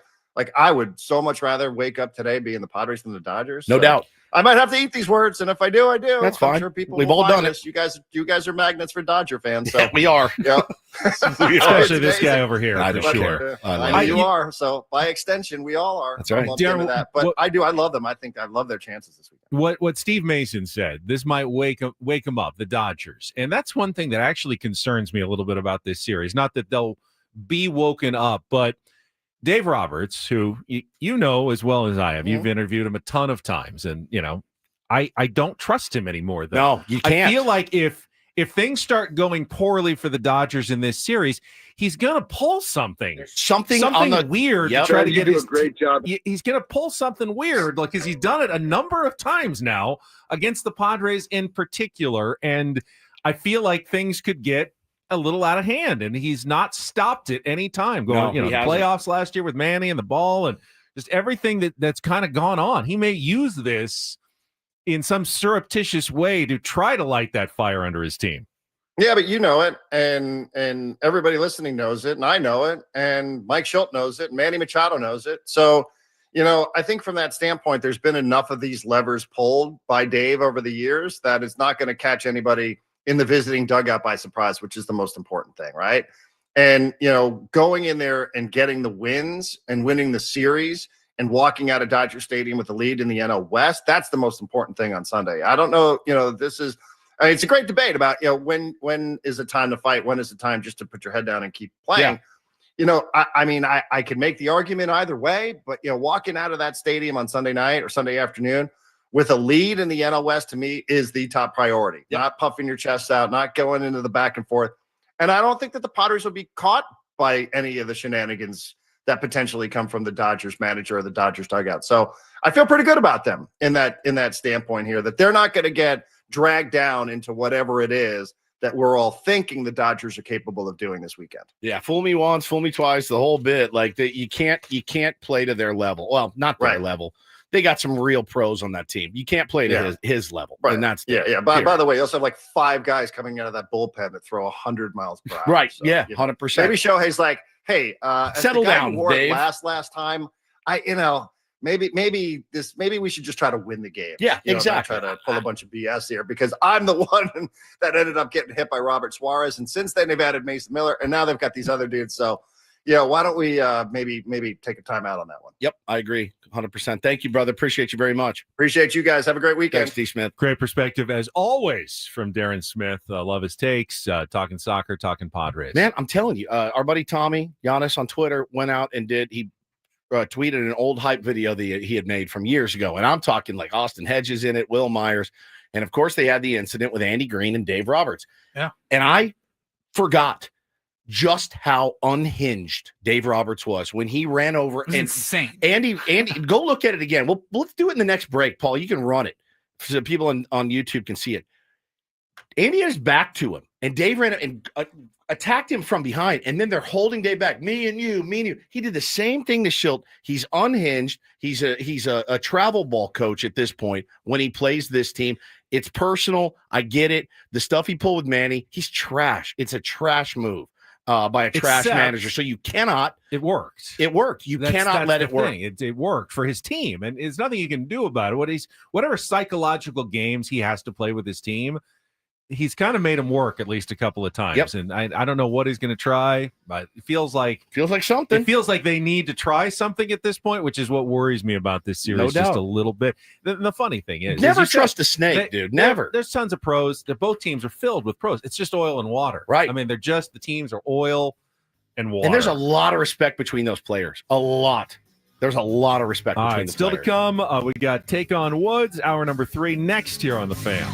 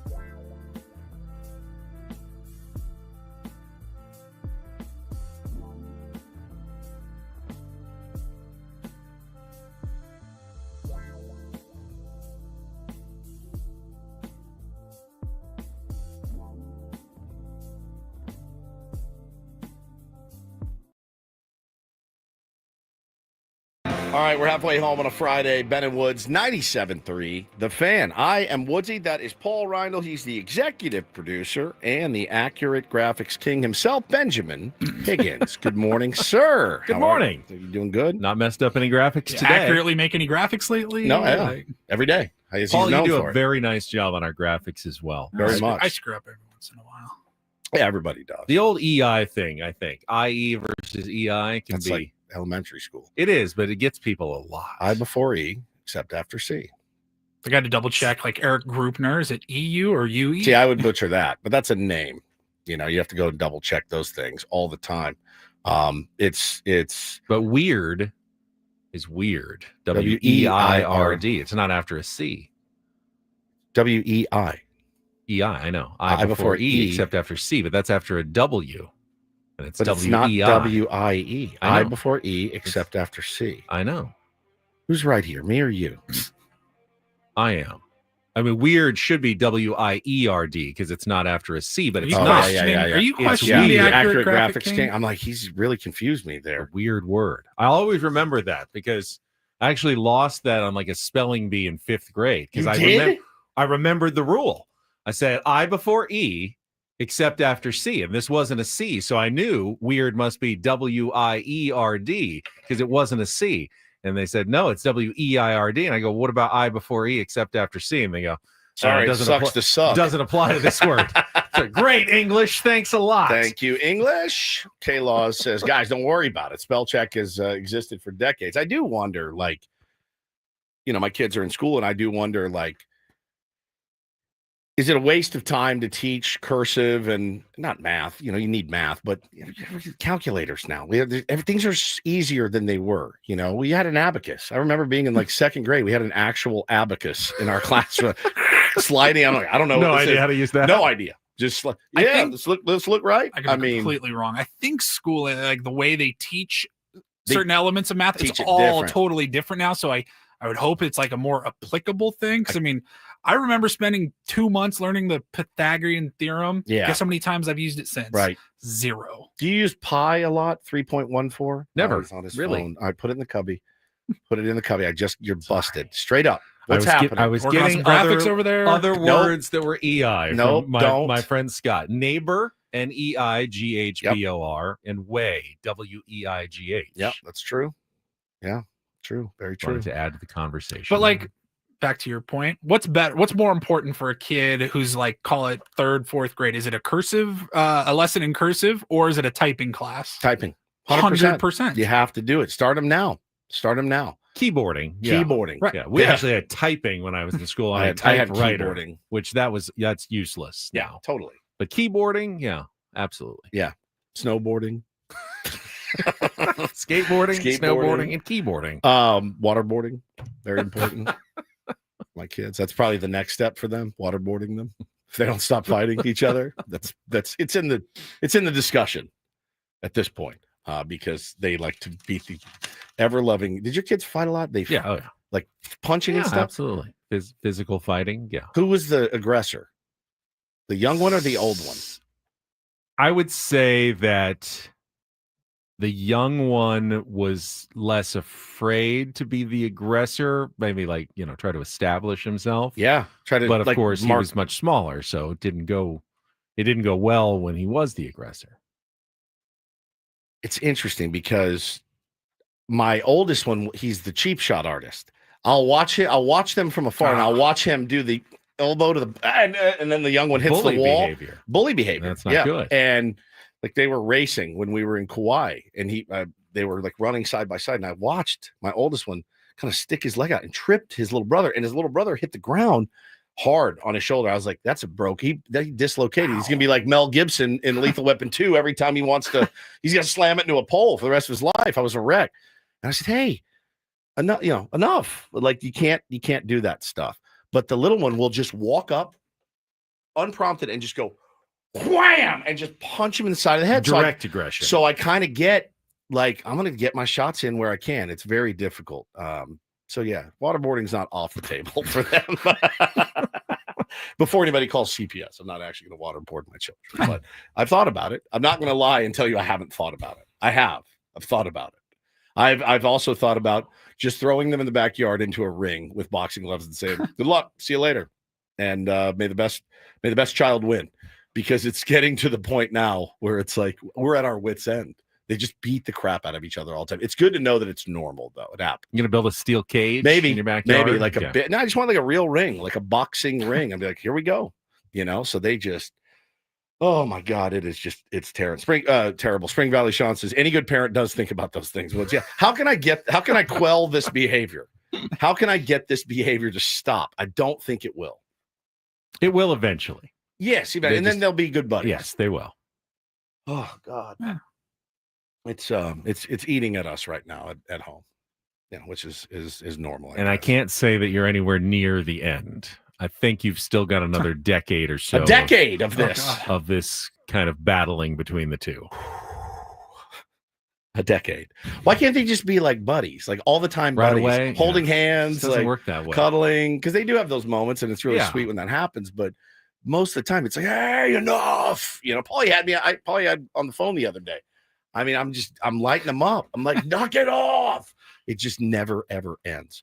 But yeah, listen, that's kind of what you hope doesn't happen tonight at Chavez Ravine. You don't want to see any more fisticuffs. No. You don't want to see any of the, aggressiveness. Let's be honest, from Dave Roberts. It's a one-sided thing here. It really has been. He has been really the aggressor in a lot of this. Mike Schilt, I don't think wants any of that in a game. I don't think he does either. I really don't. And, I think, things get chippy and things get yelled from the dugout. That's pretty standard. But when a manager comes out, and that's now twice, with the Andy Green scene and then this last one with Mike Schilt, where Dave has really, put his hands on a guy, pushed him and, came after Green from behind and come on, me and you after the game. Well, the real tough guy thing, it's tough and nobody wants that. It just doesn't look good. So I think, let's keep this, let's keep it clean tonight and see who wins. The question is though, and this may be out of everybody's control, not every pitch inside is trying to hit somebody. 100%. And there's been so many hit by pitches. Remember, Tatis has been hit 5 times since the start of last season by the Dodgers. Correct. Tatis and Ohtani were both hit twice in the previous series. You had the Andy Pages overreacting when he got hit by Dylan Cease because they thought he was trying to relay signs, and that was part of the whole drama. Now, if someone gets hit, it's just going to escalate much faster, even though the odds are in a 3-game series, someone's going to wear one. Yeah, of course. It's going to be a hit by pitch. Now, is it Jake off the arm guard and one of his, 20 hit by pitches a season that he gets, or is it something a little more suspicious looking, a pitch that gets away high and inside to Fernando Tatis Jr. again, and all of a sudden do you think Tatis hits the ground tonight? Yeah, I do because he hits the ground every series. I mean, why would this series be any different? And I don't know that it necessarily comes from Clayton Kershaw, but absolutely one of the guys in the bullpen will 100% buzz the tower. And that's okay. Fernando's handled it really well all season long. There's so much context that needs to be in there. Like, I mean, what's the situation? Are the Dodgers up 6-1? Right. And then Fernando gets hit, or are the Padres up 6-1 in the 7th and Fernando just hit a home run and then he gets hit? Because that's different, obviously. Yeah, I think, like Darren said, and like I think we all agree, winning the series is absolutely the most important thing. And honestly, nobody has more bloodlust than I do. I love it. I think it's great. Things have changed. We're not 9 games back anymore. We're not. You're 9 games back. Have a ball. Do what you got to do. You're the leader now. They're coming for you, so you act like the leader. Set the tone. That's true. You know what I'm saying? And there's no need to devolve into any of that. Let's win this series. And look, because I saw a little clip of Will Smith yesterday, and he goes, man. It was actually refreshing. Can I say this? It was actually refreshing to hear him say, no, this is a big, big series. Like, this is great. The crowd's going to be nuts. They're going to be loud. We love playing in that environment. And he said, and we want to sweep them. He didn't say we want to win the series. We want to sweep them. And so they have that on their bulletin board as their goal to do. The Padres are now the chased. They're not the chaser.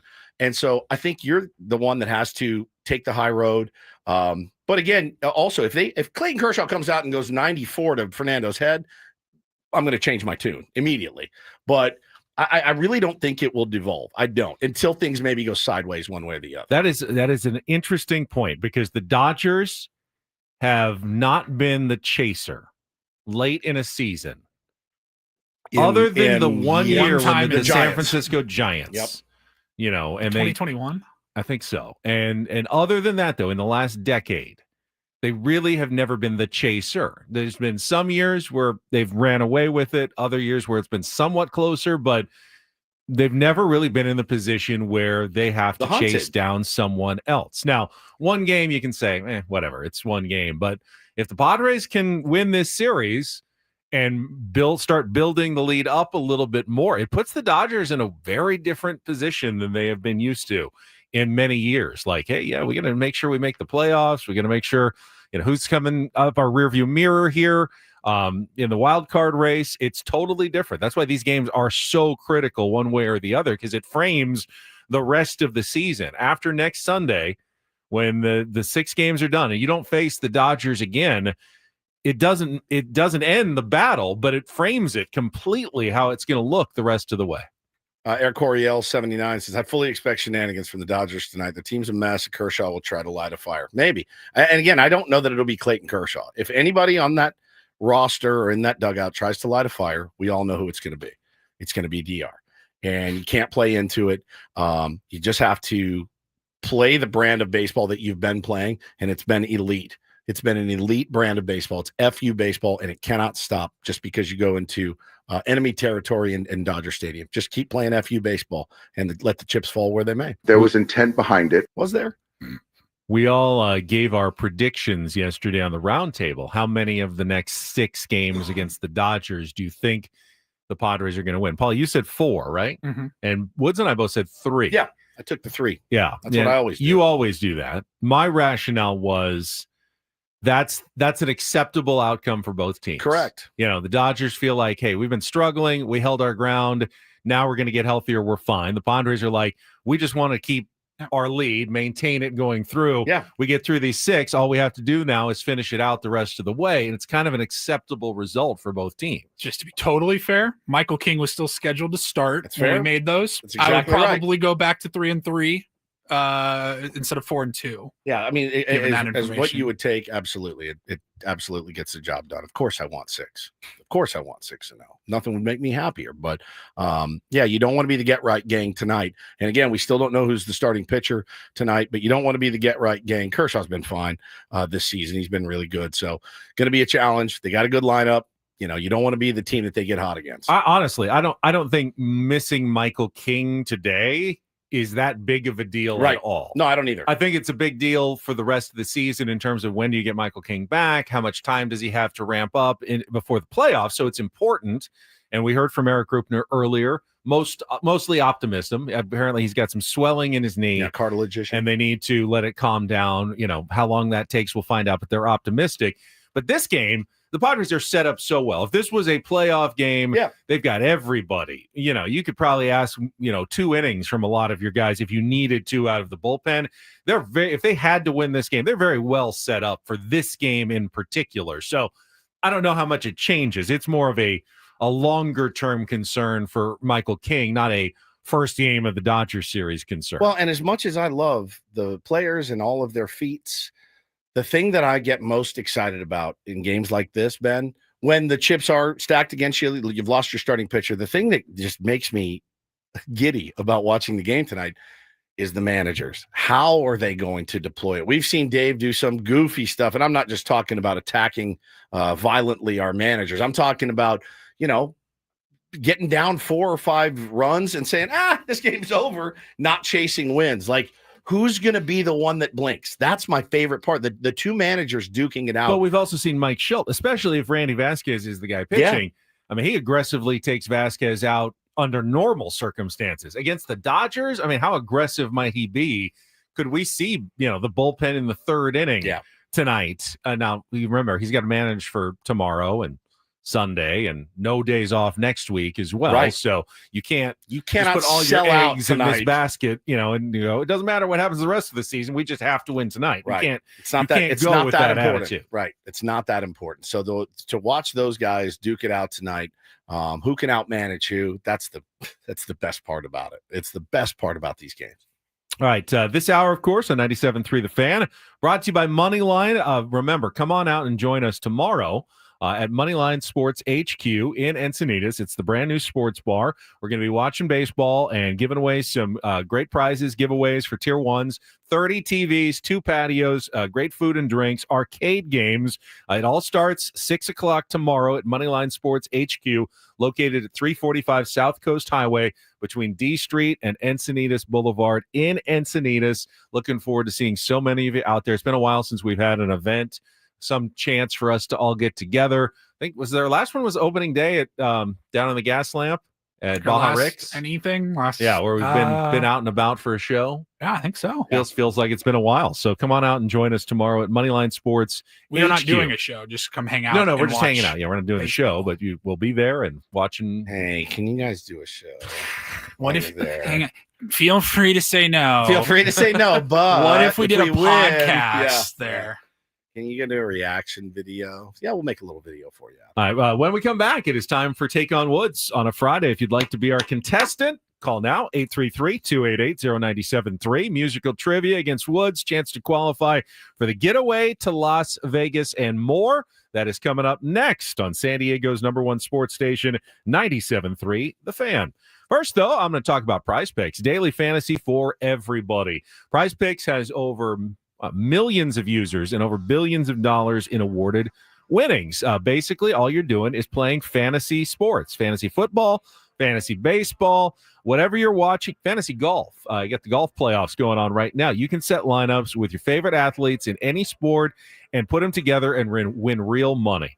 You're going with lineups between 2 and 6. It's really simple, and you're just picking against stat projections. So more or less than 6.5 strikeouts, more or less than 1.5 hits for a player like Luis Ariz. You can see all of those picks right there in the app. Set your lineups, and then you'll see exactly how much you'll win if you get them all right, or you can play a flex play, see how you win. Like if you get 5 and you get 4 out of 5 right, you can win certain amounts with the flex play as well. It's all up to you how you want to play with Prize Picks. The one thing you do need to do, though, is when you download the app, make sure you use our code KWFN. Get $50 in lineups after you play your first $5 lineup. That's code KWFN to get $50 in lineups after you play your first $5 lineup. And, of course, cash in this baseball season with Prize Picks, the official daily fantasy sports partner of the San Diego Padres. It's Prize Picks. Run your game. Must be present in certain states. Visit prizepicks.com for details.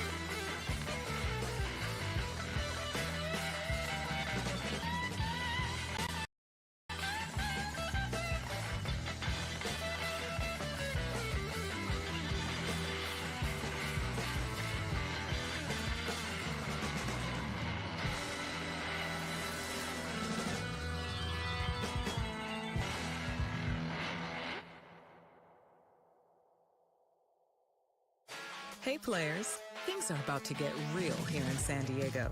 Introducing the all-new Jamul Casino Resort.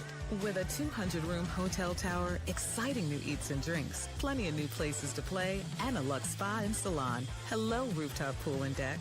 It's where players can play their hearts out and enjoy all the perks that come with it. It gets real this summer at the all-new Jamul Casino Resort, the players' place.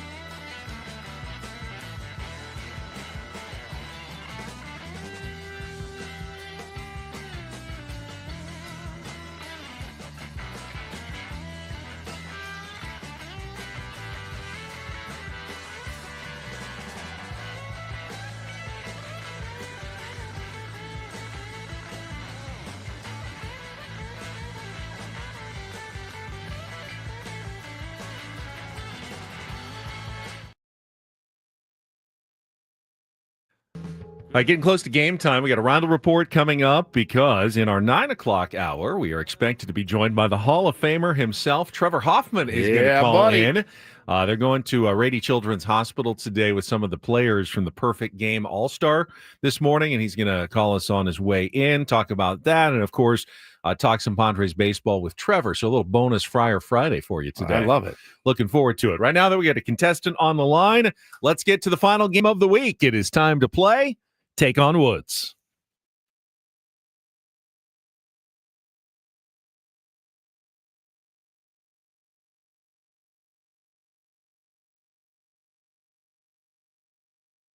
Take on Woods, brought to you by Bay Alarms, security and fire alarms for every business. We got you, and we've got Peter. Are you there? I'm here, Ben. Thanks for having me. Peter, I've heard you're 0-1 all-time against Woods. You're looking to even your record.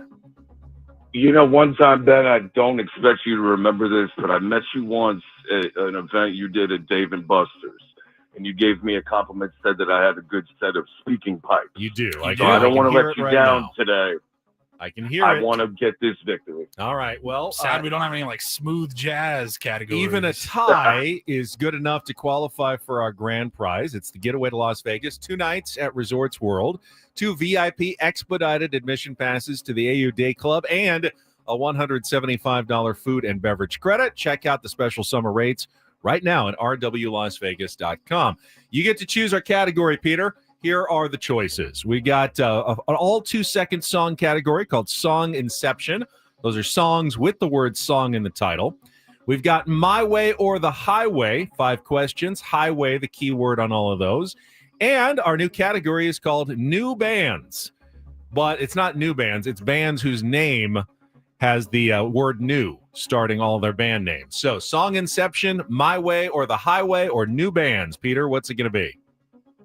Well, being a long-time listener, I know Woodsy's struggles with 2-second songs, so let's do the song Inception. All right. It's all 2-second songs. And again, it's called Song Inception because all the songs include the word song in the title. Paulie's got all 5 of them queued up. Remember, Peter, to score the point, you need to give me the title and the artist for each one. We had one of these categories last week. It wasn't all 2-second songs, but it was a tough one. We'll see how you do. Peter, are you ready to go? Ready to go. Paul, you good? I'm All ready. right, 60 seconds on the clock. The category Song Inception. Your time begins when Paul plays the first song. Good luck, Peter. Let's take on Woods. It's a little bit funny. I'll get back to it. All right, song number 2.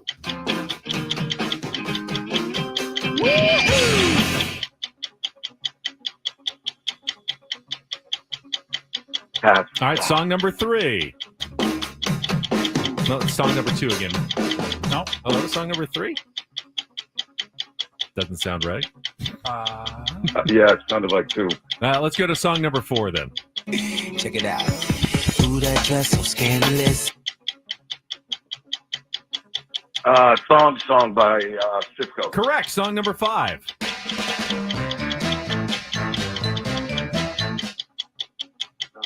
Sugar pie, honey bun, I like that. Pass. That's okay. Song number 1 again. It's a little bit funny. How wonderful life is when you're in this world. I don't know the song. All right, we got the one. That's weird that third song. It might have just copied. I don't know. It didn't sound quite right to me. So let's just say it's 1 out of 4, and we're going to drop that one from the contest. You did get Thong Song by Cisco. You did not get Your Song by Elton John. Song number 2 was Song 2 by Blur, and then it's just the same old song by the Four Tops. You were singing, I think, the Four Tops, but didn't quite get there. We'll see, though. Let's bring Woods back in. Doesn't get the category. I will tell you, it's all 2-second songs, and we had a bit of a technical... got the real song. You do have it. It's different. But, yeah. Okay, well, let's just skip it for now. We're just going to do 4 instead of 5. We had a little technical glitch. So, all right, let's go. Song, your time begins when Paul plays the music. Good luck, Woods. Let's take on Peter. It's a little bit funny. It's Your Song by Elton John. Correct. Song number 2. Song 2 by Blur. Correct. Song number 3 now. Check it out. Ooh, that dress so scandalous. Song by Cisco. Correct. Song number 4. Same old song by The Temptations. It's the Four Tops, Four Tops! but you did win 3-1. Sorry, Peter. 0-2 now all time against Woods, but your pipes remain undefeated. He's got a great voice. Oh, is that my buddy Peter Thomas? I don't know. Is it Peter Thomas? Yes, it is. My friend. He's got the radio pipes, man. How you doing, buddy? You know what, buddy? I haven't played you in a long time in this, and I'm like, damn, I'm 0-1, so I got to go for at least a 500 record, but you succeed as always, my friend. It happens, man. It happens. I love Peter. Peter's a big Red Sox. He's a Boston guy. He's got the accent, and he's got the just a little. And I love the Padres, too. He loves the Padres, too. So. I love it, man. All right. Well, you know what? You can try again and Do go well, for 1 brother. and 2 in the future. Thanks, Peter. Dude. For some reason, the Logical Song by Supertramp did not play correctly. It was a Song Inception. Okay. Song, Your Song, Song 2. It's just the same old song. And the other one, which didn't play right, was supposed to be the Logical Song. When I was young. I thought it was called the Logic Song. Logical Song. I don't think I would have known that. That one you wouldn't have gotten? I don't know. Maybe Peter would have gotten that the title one. of that one. That's Sorry about it. Song. All right, let's take a timeout. When we come back, Paulie's going to give us some headlines on the Reindl Report, including some breaking news this morning from college football. Dirty. Yeah. Dirty. The maize and blue. It's like I always said. Coming down very hard with the NCAA punishments. That is coming up next on San Diego's #1 sports station, 97.3 The Fan. Quickly, gang, if you're trapped in a high-rate mortgage watching your hard-earned money vanish every month, stop right now at Loan Pronto. They're delivering the lowest mortgage rates in 3 years. Loan Pronto's rate reduction home loan program is a streamlined, low-cost way to slash your house payments by hundreds of dollars a month. You can lock in a fixed rate as low as 4.99% APR and close in as little as 2 weeks. No appraisal needed in most cases. Here's the kicker. You can skip your next 2 house payments entirely. Don't wait. Rates this low will not last. Call Loan Pronto now for your free, no obligation quote. Loan Pronto is incredible. Imagine, if you would, lower payments, more money in your pocket, and a fresh start with a better mortgage. Call 619-207-4336 or go to loanpronto.com to lock in your new low rate and skip those next 2 house payments. Don't let high rates hold you back. Call 619-207-4336 or, again, go to loanpronto.com right now. Equal housing lender, NMLS 1661781, subject to lender approval, NMLSconsumeraccess.org.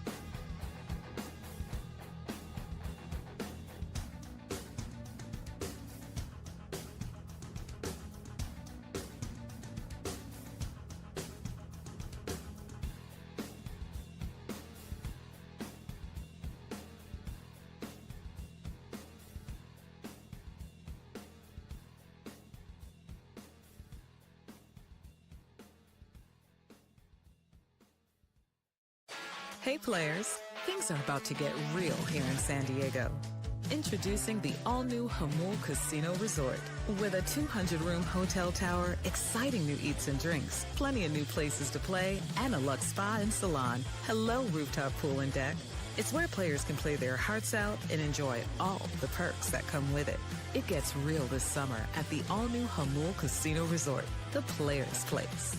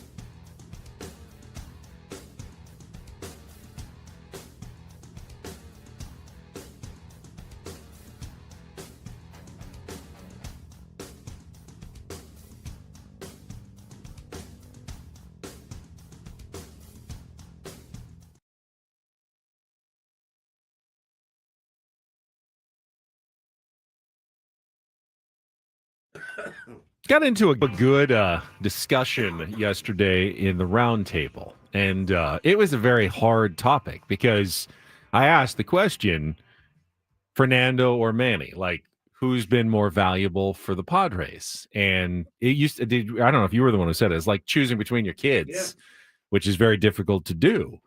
And, I argued that Fernando is actually, like the WAR stat implies, has been the most valuable player for the Padres, but I loved what you said about Manny's growth over the last, 7-8 years from his time in Baltimore to now, and what we're now seeing from Fernando at the same time. Yeah, I agree. And look, I mean, I'm a much better person at 50 than I was at 40. Much. Way better. I've matured, and it happens. It comes with a little bit of time and a little bit of wisdom and a lot of mistakes, and I think Manny would tell you I've made a lot of mistakes and I've done my best to rectify those, and I think he has, and I think he's earned a lot of respect around the league. I just saw the Trevor Plouffe thing. He did a little video talking about how Manny's going to go down as the greatest third baseman of all time. Wow, that's high praise. Very, very high praise. And I don't know that you would have said that about him eight years ago.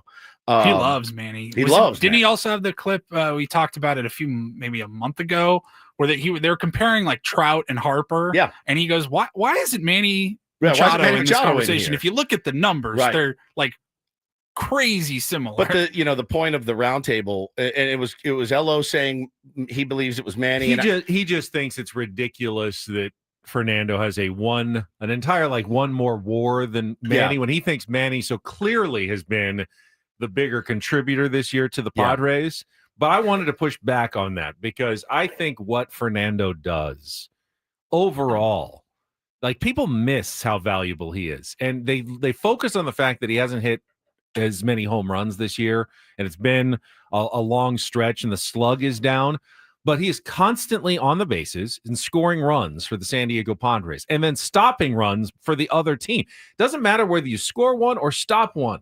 That is one run closer to you winning the ball game one way or the other. And he does both of those at the most elite level in baseball. He has the third most runs scored, and he has the most defensive runs prevented in baseball. You could make the argument that Fernando Tatis Jr. is the most valuable player in the league, by far, because of those two things. Scores about as many or more than anybody and prevents about as many. And the only person who's close is Shohei, because he also contributes a lot of runs offensively and stops them by pitching, not by playing any defense, because he doesn't. But when he pitches, he also can prevent runs at the same time. Yeah, Satan Glowfish is great. He said Tatis prevents runs by his sheer presence in right field. It's true. It's happened 10 times. You can think of a guy who goes, "No, I'm not going first to third."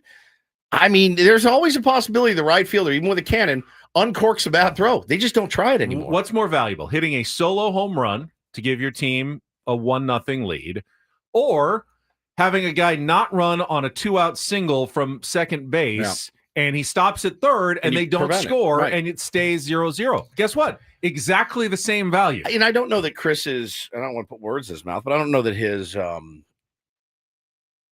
his beef was necessarily with WAR, right? Like, I don't know that it was, I can't believe his WAR is higher. I think it was, how can people look at the two and think that Manny's not more valuable? And my theory on it was, Chris is a guy that likes consistency, right? And with Manny, that's what he is maybe the most consistent baseball player I've ever seen. When he's going bad, when he's going good, he's the same. And when he's going bad and he's consistent, it makes people nuts. They go crazy. Why is he blowing a bubble? Why is he only running 70% to first base? He does the same. It never changes. It never changes. It's you can count on it, Ben, like the sunrise. Ultimately, I think you need both of them, though. And they actually are the yin and the yang. You have to have a good match. They're a great match for the San Diego Padres. They're a great match. Good conversation. Yeah, it was really fun. We'll check traffic. Then Paulie's got some Reindl Report headlines coming up next year on 97.3 The Fan. From the 855 Get Ross Traffic Center, protecting San Diego after accidents or injury, here's Kelly Danick. This traffic report is driven by local and veteran-owned Manny Sedano Ford and Lincoln in La Mesa. Just a couple things to mention here. 2-vehicle accident on the Genesee Avenue off-ramp southbound 5. And this is the second ladder I've had to mention this morning. Come on. Westbound 52 just past the 67. It's a metal ladder in the fast lane. The Lincoln Corsair Premier, smooth as a country sunset for just $449 a month. Find yours at Sedano Ford and Lincoln in La Mesa. SedanoFord.com. For more details, visit Sedano Ford or SedanoLincoln.com. I'm Kelly Danick with Ben and Wood, San Diego's #1 sports station, 97.3 The Fan.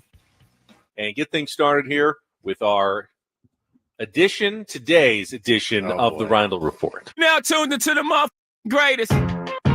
Welcome to the Reindl Report with Paul Reindl. Hi, Paul. All right. 2 stories from the world of sports that we haven't gotten to yet. We'll start off in Major League Baseball. And 1 story that you didn't know you needed. Are you laughing, biatch? It's the Reindl Report Hey, Paul, how you doing? Okay, how are you? on 97.3 The Fan. Are you ready to bless the mood? I need some help, please. That was good. Can I get a oh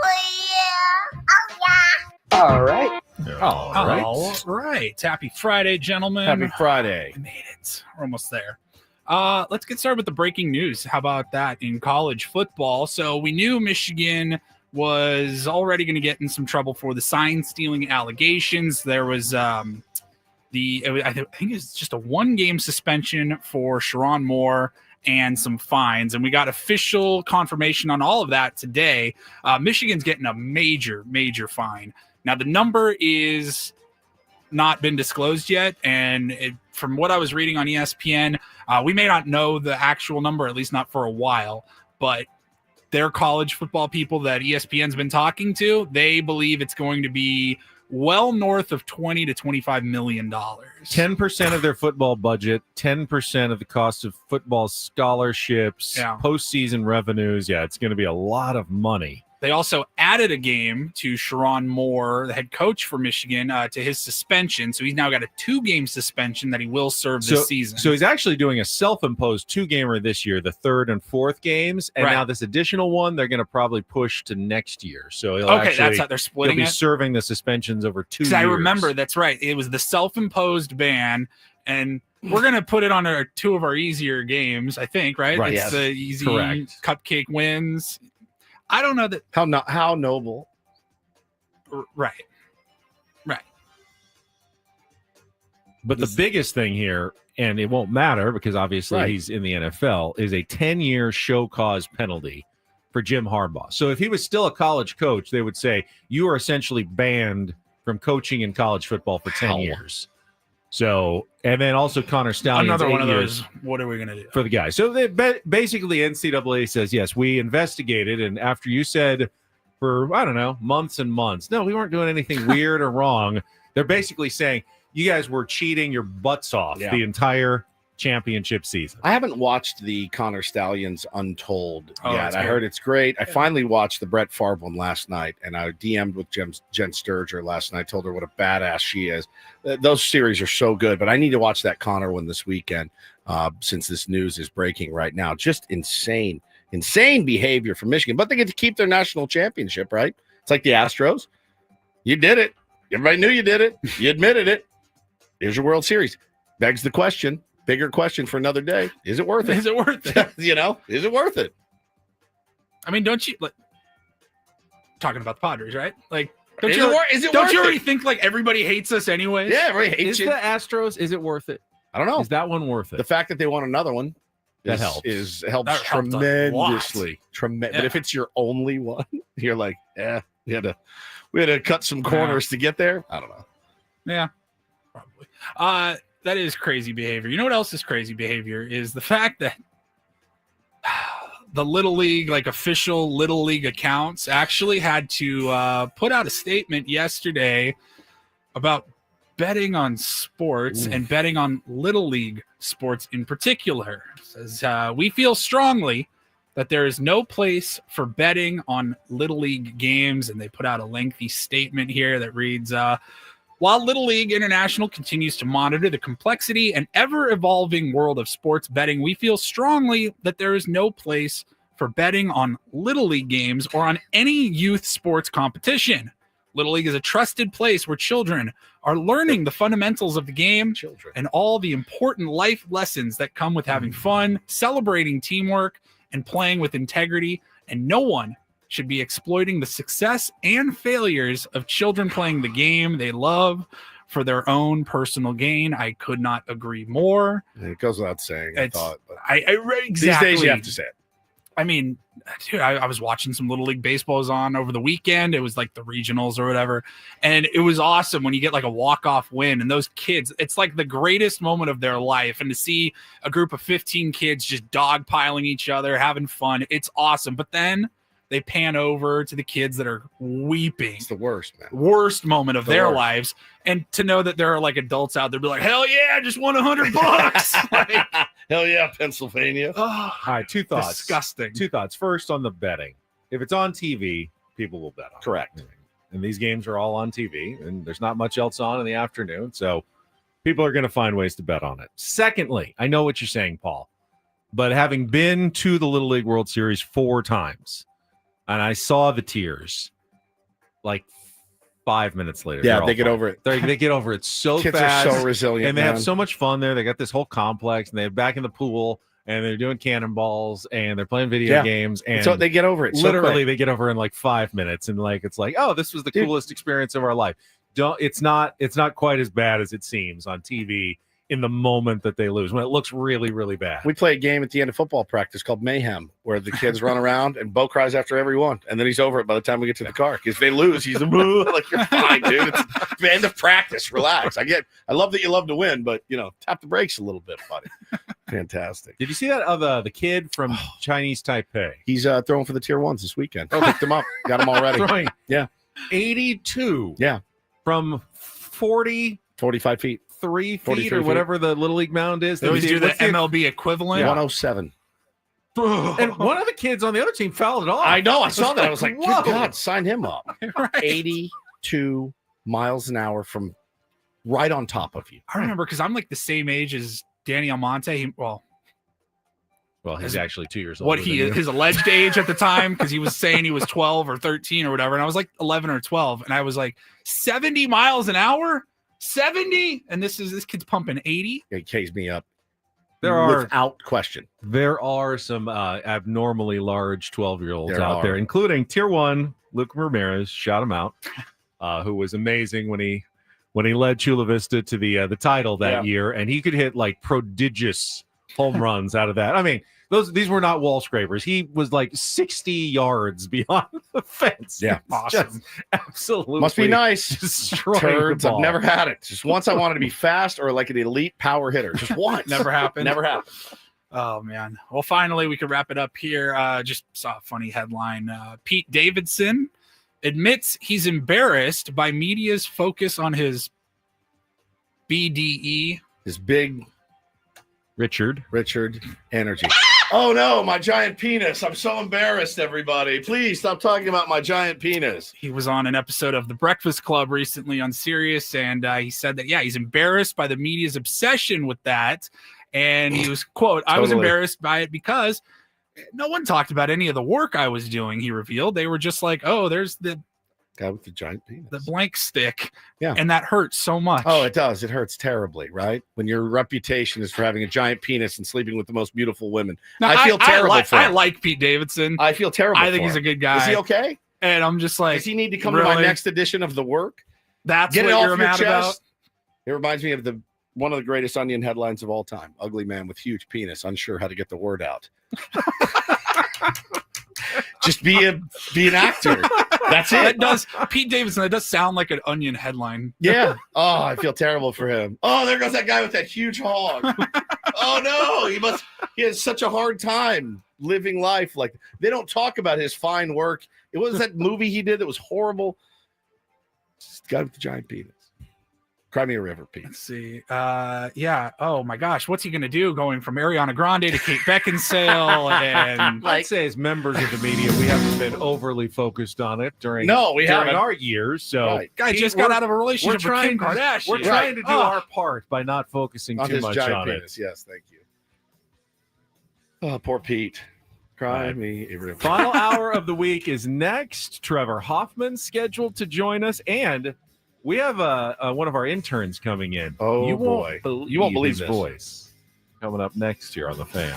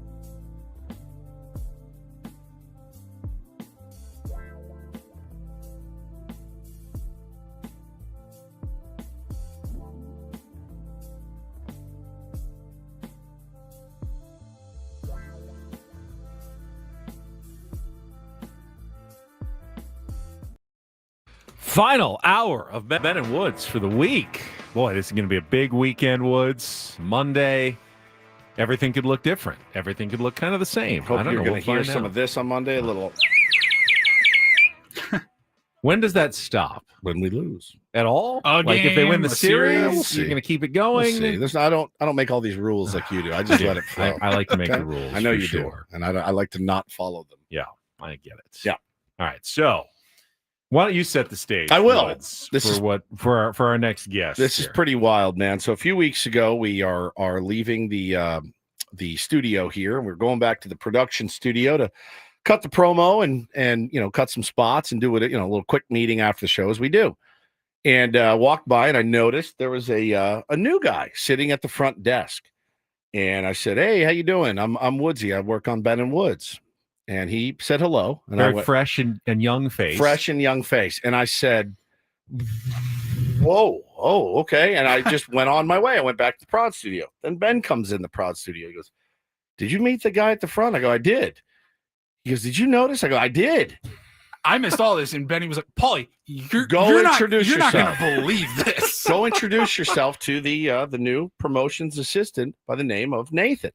And I said, "I've never, ever heard pipes like this before in my entire life." And we've been texting with Nathan for a while to get him to pop by the studio. So you're going to want to be about a karate chop away of that microphone because people need to hear the full effect of this. Nathan, good morning. Good morning. How are you? I'm doing great. Come on. Now, if you're not watching on YouTube, there's guess, a dissonance here. There's a dissonance. If you had to guess, you'd say, "Oh, he's 65 years old." He's not. He's not. Nathan, how old are you?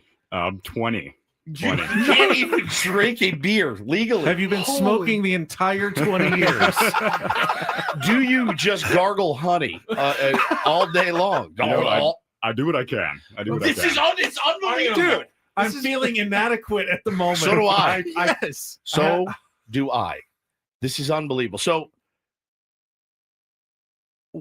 what's your deal? Like, how does this happen? Like, what? When did you realize, "Oh, I've got deep, rich pipes"? It's honestly, this is like a cartoon. Like I think there was like a moment in The Simpsons where Homer was a kid and he's talking like this and he's singing in the choir, and then the voice changes. Right. Like, did you have something like, or what happened? I mean, like growing up, like it's just day by day, so I don't really notice like that much of a change in myself. But then people are telling me like, "Oh, dude, like." I'd have people telling me to sing country. I don't listen to country music. I don't know anything about it. But I'm like, do I have is that the kind of setup I'm rocking? Like, you literally sound like a country music star. You said no. I hear it. He sounds like the voice of God. Is what it sounds like. So I walked out and I said, "Well, we have to get him on. Like, there needs to be some. I don't know what kind of bit you do with him. Like, he sounds like Barry White." Matt in the chat says he sounds like Nat King Cole in the Grinch song. Say, "I'm a mean one, Mr. Grinch." Say, "Yeah, you're a mean one, Mr. Grinch." You're a mean one, Mr. Grinch. It's identical. Now that's just he's not this kid on Cameo. He's not doing a bit. You could make a fortune. He's not doing a bit. This is how you really talk. Like when you. I'm assuming you live at home. Is that an assumption? Okay, so when Dad's like, "Hey, Nathan, you want some breakfast?" Yeah, I'd love some eggs. And it's insane. It's insane. That's just his normal voice. That's how he talks. So, do you know the song "Chocolate Rain"? Yeah, I do. Can you just sing the chord, just "Chocolate Rain"? I don't know that much. It just goes like this: "Chocolate Rain." That's it. That's all I need. Oh yeah. Chocolate Rain. I mean, it's incredible. Tayson Day, was that Yeah, it was incredible. Day. So this is obviously something. It's a gift, is what it is. Much like Pete Davidson's giant hog, this is your gift. Can you say? Allstate, are you in good hands? Yeah. Allstate, are you in good hands? It's incredible. So you have these pipes, and. When did it, what do you want to do for a living? Do you want to do like what we do? Do you want to do something different? What is it? It's got to be something with a microphone. I mean, what we're doing right now is kind of a dream come true. Right. I mean, I feel like I've been doing so much work to try to get myself to the position that I'm at right now here in front of the microphone. Is that why you did you seek out to get a job in radio, get your foot in the door, and see what happens? That's exactly what I did. It's exactly what I did too. It's exactly what I did. Yeah, started there. Now I'm here. So I feel bad, like he's a wind-up toy. Right, we're making him do bits. Can you say people will come, Ray? Yeah. Hold on. What am I saying? Say people will come. People will Ray. come. That Ray. sounds creepy, Ben. Pick another. Say if you build it, they will come. No, that's not that him. was That's the Ghost. goat. I need James Earl Jones. Yeah. Okay. Say James Earl everything the Jones. light touches. People will come, Ray. People will come, Ray. Can you do that? All right. People will come, Ray. It's a freaking identical. Rest in peace, James Earl Jones. We have the next one right here. This is like he's a star. Except it fits when you see James Earl Jones, right? And he's 70-year-old older black man, and now you look at Nathan. If you're not watching it on the screen, that's really it incredible. Really trips you out. Unfortunately, I'm not a 70-year-old black man. No, you're not. It's unfortunate for all of us. But so the one constant through all the years, Ray. So you got into this baseball, into the promo team, just in case something like this would happen, and it did, and it has, and I hope that somebody, in the building is like, we got to get this guy an air shift. Would you want to? I know you said you don't like country music. We have a country music station. We do. You'd learn to like it if you had to. Yeah. Oh, yeah. Here's Morgan Wallen's new one again. It's not that I don't like country. It's just not something I grew up listening right. to, Here's Jelly Roll again, right? And here's Morgan Wallen again. And here's Jelly Roll again. And then Morgan Wallen again. I think it's a real it's a real talent. And the thing is like, what can you do with it? What can you do? How can you parlay this into some sort of career? Because I honestly think if this guy ends up like, selling something over the phone, fine. But the voice is really, I think you could do something with it. Voiceovers, commercial work, things like that. There's a lot of opportunity for people with voices like yours. It's easier than ever, by the way. You can do it from home, set up your own studio, and you can make a lot of money. You make a lot of dough. You make way more than we do. How about, the voice guy that we use for our station, like all the promos and show opens that you hear? He lives in Boston. He's not low. You know what I mean? He just sends it over. You can do that. He'll do that for stations all across the country or whatever. Now one thing I have, I will say, and Ben said it kind of off the shoot.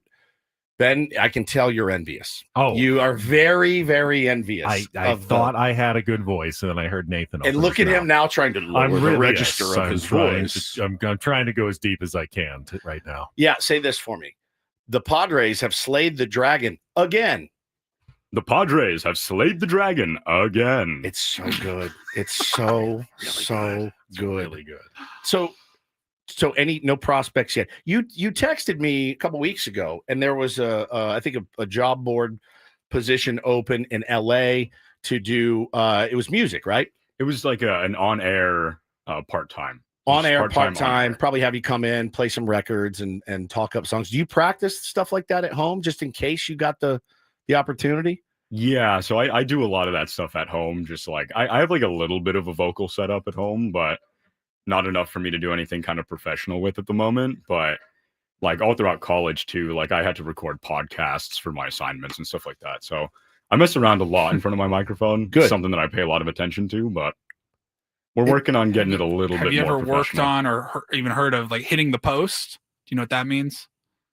You ever listen to music on the radio and they're you hear the beginning of the song and it's the intro and they're still talking and they're anyways, right on 97.3 the fan, and then right as the music the lyrics start. Okay. That's what you need to be working on. Yeah, work on hitting the post. It's pretty cool when you do it.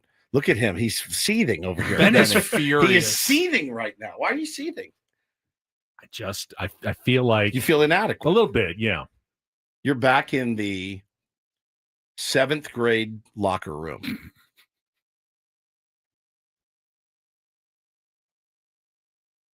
not your fault. It's not your fault. It's not your fault, Ben. There's nothing wrong. No, I'm happy for Nathan. Really. Yeah, you sound like sounds like it. Nathan. Well, listen, our boss was already in the chat saying, "Oh my God, oh my God, oh my God, oh my God." Now listen, here's what he's going to try to exploit you. Yeah. He's going to try to get something for nothing. Don't give it away. That's my number one piece of advice. If he asks you to do anything, say talk to my agents and then tell him to text our thread with Ben and Woods. Right. Just don't give it away. He's going to try to get you to do stuff for free on the house. It's his favorite thing to do is to get you to do extra stuff. So, but again, there's opportunity in this business and outside of this business, like Paulie said. If anybody has any advice as far as like where to go to do voiceover stuff, you could do it tomorrow. Like you could really start it tomorrow. Seriously, like explore that. We wanted to bring you in because that voice, it knocked me out. I mean, it knocked me out. Would love to have you do some stuff for us. We'll pay you though. That's the difference. We'll actually pay you out of our show fund to do some stuff for us. The But second we met you, we're like, we got to have you on the show. Gotta have you on. No idea what we're going to do, what it's going to sound like yet, but we'll figure it out because when you have a voice like that, you got to use it. yeah, that's your gift, man. It's your gift, right? Imagine having a talent like that in this building and we had no idea. I know. It's crazy. I wonder if who hired you? It was Presley. Presley. Yeah. See, now Presley's in promotion. I doubt very much she was like, ooh, let's get this guy with the good pipes in, get him on the air. She probably was like, I need a body in here to go out and hand out, whatever red Solo cups for Kason or whatever it is that they do. I think it's great, man. It's a pleasure to know you.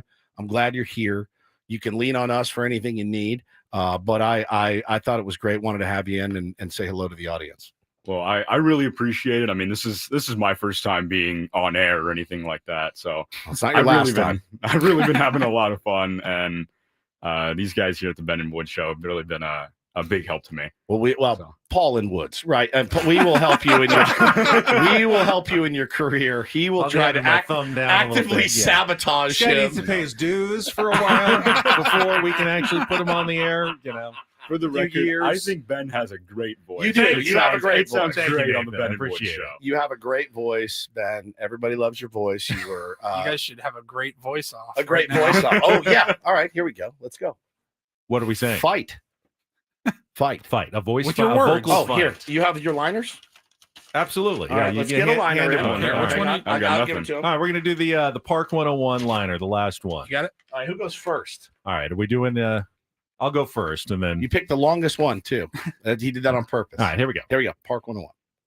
This hour on 97.3 The Fan is brought to you by Park 101, multi-level sports bar and restaurant at the Carlsbad Village. Park 101 Sports Bar and Restaurant in Carlsbad. Catch the game with your fellow faithful this weekend as we beat L.A. while sipping 22 ounces of Estrella Jalisco out of a souvenir bat.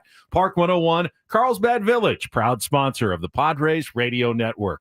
Beat that! Right, Ooh, that was good. It's really good. He's a That pro. was good. He's a pro. Now, listen, he's got 25 years of experience. All right. All right. You ready? This hour on 97.3 The Fan is brought to you by Park 101, multi-level sports bar and restaurant at the Carlsbad Village. Park 101 Sports Bar and Restaurant in Carlsbad. Catch the game with your fellow faithful this weekend as we beat L.A. while sipping 22 ounces of Estrella Jalisco out of a souvenir bat. Park 101, Carlsbad Village, proud sponsor of the Padres Radio Network. Get out of here, Ben. Beat it, man. Take a lap. Take a lap. I told you once, you son of a bitch. I'm the best there's ever been. Look at there you. he goes. He's done. Fire on the mountain. I mean, dude, run, that boy, was run. that was no production. There was no music. And that sounded insane. Nick says Ben's voice sounds like a dog whistle in comparison. Holy Nathan, crap. you knocked it out of the park. Well done on your first appearance on Ben and Woods. It won't be your last. We will be conjuring up ideas of how to use you in the future. So if you do plan on making any moves, please let me know in advance. But you're awesome, dude. That was incredible on the spot too. Thank you. Incredible. Thank you. I mean, I love the city of San Diego. It's great here. So I'd love to do everything I can, while To I'm out stay. here. Yeah. And where are you from originally? I'm from Riverside, California, in the Inland Empire. Okay. And do you drive here for this gig? That I do. Holy smokes, Talk about dude. burying the lead. We did. We buried the lead there. You drive all the way here. 2 hours, man. 2 Man, hours. that's We're definitely gonna dedication. pay you. Yeah, we'll make Ben sure. will pay you for your appearance here today. That was my goodness. incredible, Yeah. dude. Thank you so much for coming in and just knocking that whole segment out of the park. That was awesome. Now I I got had to a lot pay of to get fun. my butt beaten Yeah, and you a gotta voice pay. off. Nathan, appreciate Thank it. you, brother. Thank you for coming Appreciate by. it. Nathan, everybody, give it up. He was Promotions incredible. assistant Nathan. That was very impressive. Very impressive. And Paulie, we're going to have to put together a social media video for those not watching so they can actually see the face that goes with that It's unbelievable. incredibly honeyed, rich, deep, velvety voice. That was really good. It was really good. Very impressive stuff. I'll admit, I'm spun out a little bit. Have fun talking to Hoffy. I know. We got to talk to Trevor Hoffman coming up. Don't go anywhere. Ben and Woods coming back after a quick check of traffic here on 97.3 The Fan. First, Woods and I, maybe Nathan, would like to tell you about Trust and Will. If you're setting up a trust or will, Nathan, can you leave me your voice in your will? I would appreciate that. You can do it easily online by going to trustandwill.com. You're answering a series of online questions, 20, 30 minutes. And when you are done, you will have real official estate documents and the peace of mind knowing that your family will be taken care of if something should happen to you. Yeah, that's exactly right, man. I was a little embarrassed I'd waited so long to do it. If you're in the same boat, just go to trustandwill.com. Use the code FAN, F-A-N, when you check out, and they're going to give you 20% off of the total, and they're going to ship you your estate documents for free. Get them notarized, and it's official. If you've got a house, if you've got assets like stocks and things like that, if you set up a trust, your family can avoid probate court. They can get access to your estate right away. Skip the lengthy and expensive court process known as probate. Again, go to trustandwill.com. Get 20% off using the code FAN at checkout. Free shipping as well at trustandwill.com.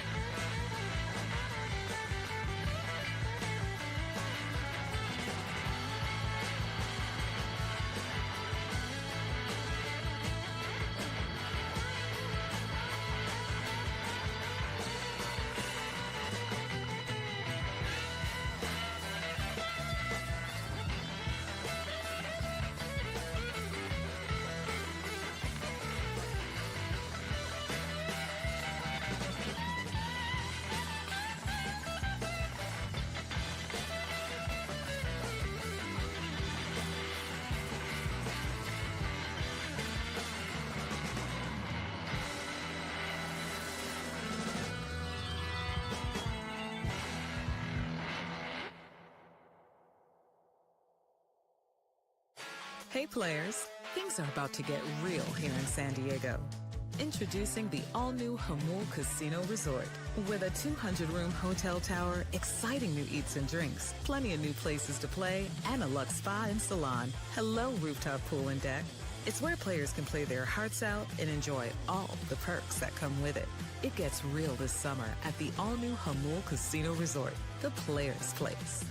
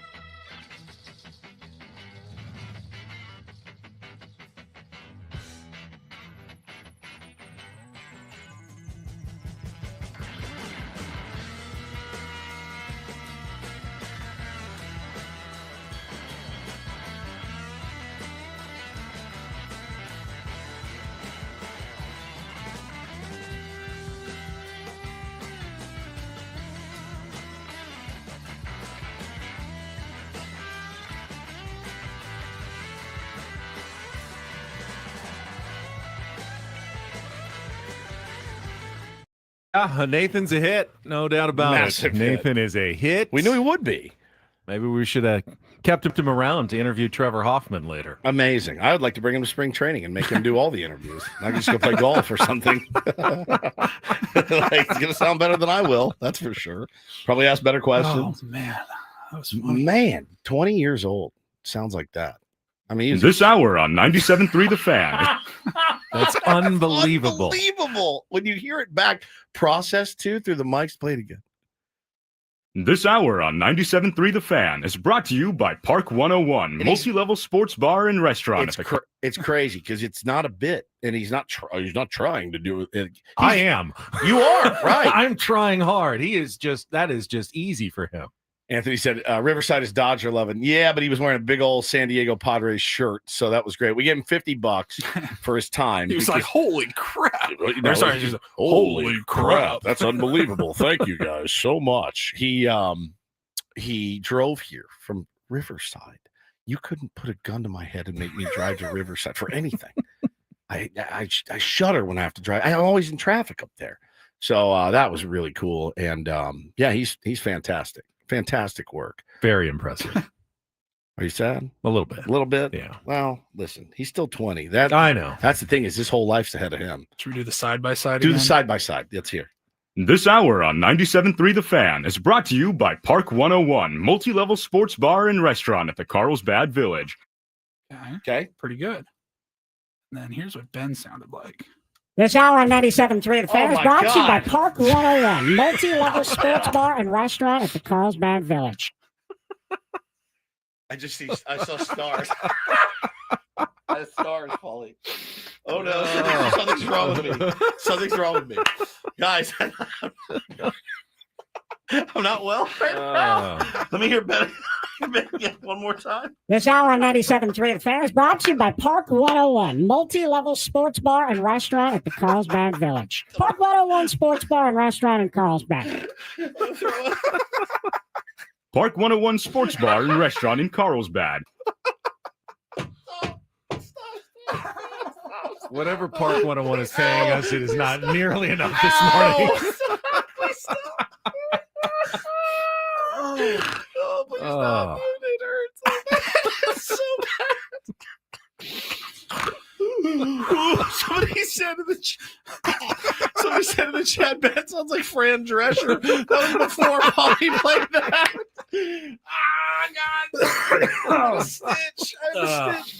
Jesus Christ. Catch the game with your fellow faithful this weekend as we beat LA while sipping 22 ounces of Estrella Jalisco out of a souvenir bar. Park 101, Carlsbad Village, proud sponsor of the Padres Radio Network. I am crying.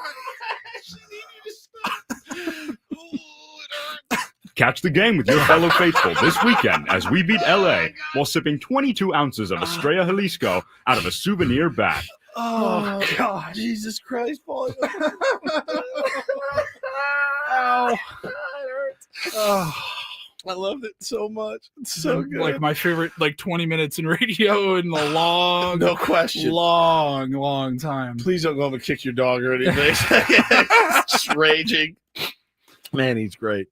He was great. I am just done. I am done for. How do you recover? I don't even know where to go. I don't either. I am just blown away. Oh, God. Sorry. It's not that you're bad. He's just very good. No. Just he's so spun out. But I had to work a long time to get to where I wanted to be. Yes, he has not. And it doesn't feel like he's where is he going to be in 20 years? He hasn't done anything yet. I know. You know? But you weren't platformed when you were 20. Right? I was doing public address. Even at that age. And I did not have anywhere near what he's got going on. The buzz. I know. The Nathan buzz is a real thing right now. Oh, my God. That was the funniest thing, Paulie. Please clip that and send it out so I can watch it for the rest of my life. Tell me that's not worthy of a Marconi. I had to work a long time to get to where I wanted to be. It works.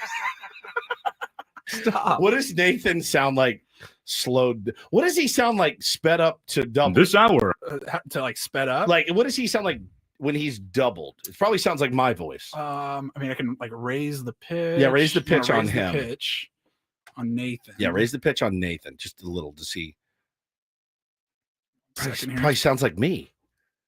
This is the same filter I use. Same filter. From Ben's original to goofy voice Ben, and this is what it sounds like with Nathan. This hour on 97.3 The Fan. That sounds like me. Still sounds pretty This hour on pretty 97.3 The Fan. Sounds just like me. Pretty decent. Catch the game with your fellow faithful this weekend. Sounds like Scraby a little bit. Yeah. It's unbelievable. That is unfreaking believable, man. Now, we get Trevor Hoffman coming up in just a couple of minutes. One thing I want to talk about is bullpens.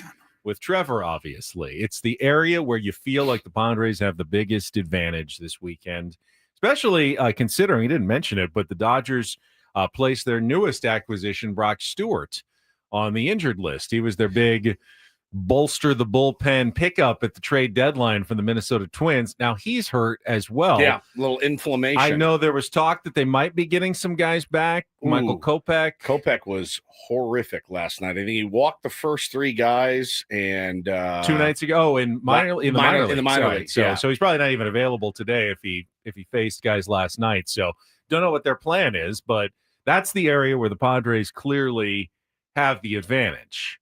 But you got to get there. I mean, you need to at least keep the game close, have a lead, be tied late in order to deploy that advantage against the Dodgers. Yeah, I mean, and as I said, it's going to be really interesting to see what both managers do.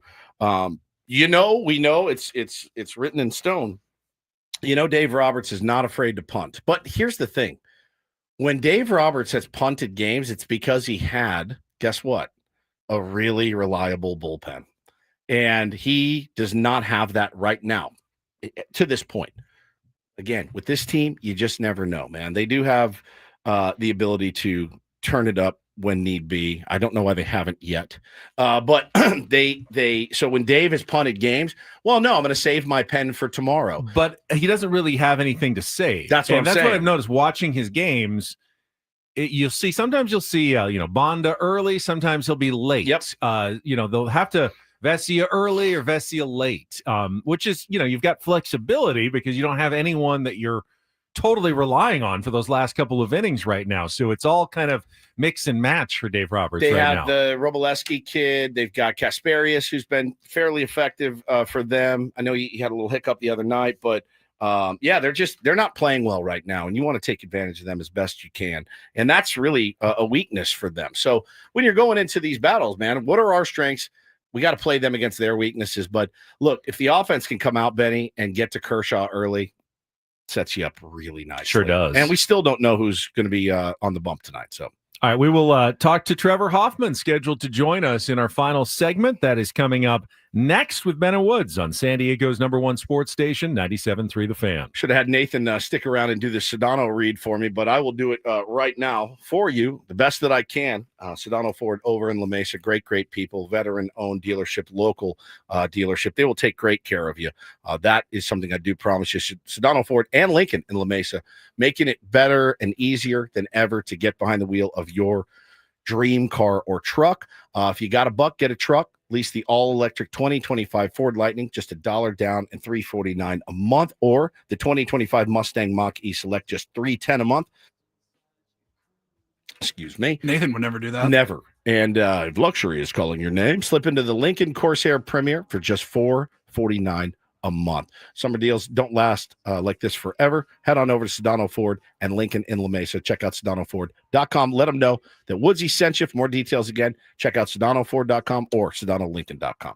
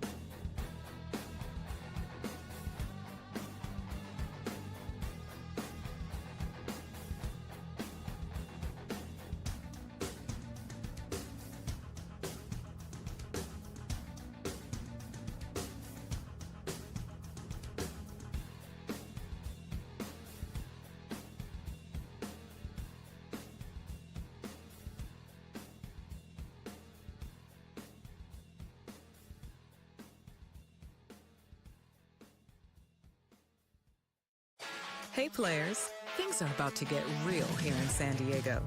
Introducing the all-new Jamul Casino Resort. With a 200-room hotel tower, exciting new eats and drinks, plenty of new places to play, and a luxe spa and salon. Hello, rooftop pool and deck. It's where players can play their hearts out and enjoy all the perks that come with it. It gets real this summer at the all-new Jamul Casino Resort, the players' place.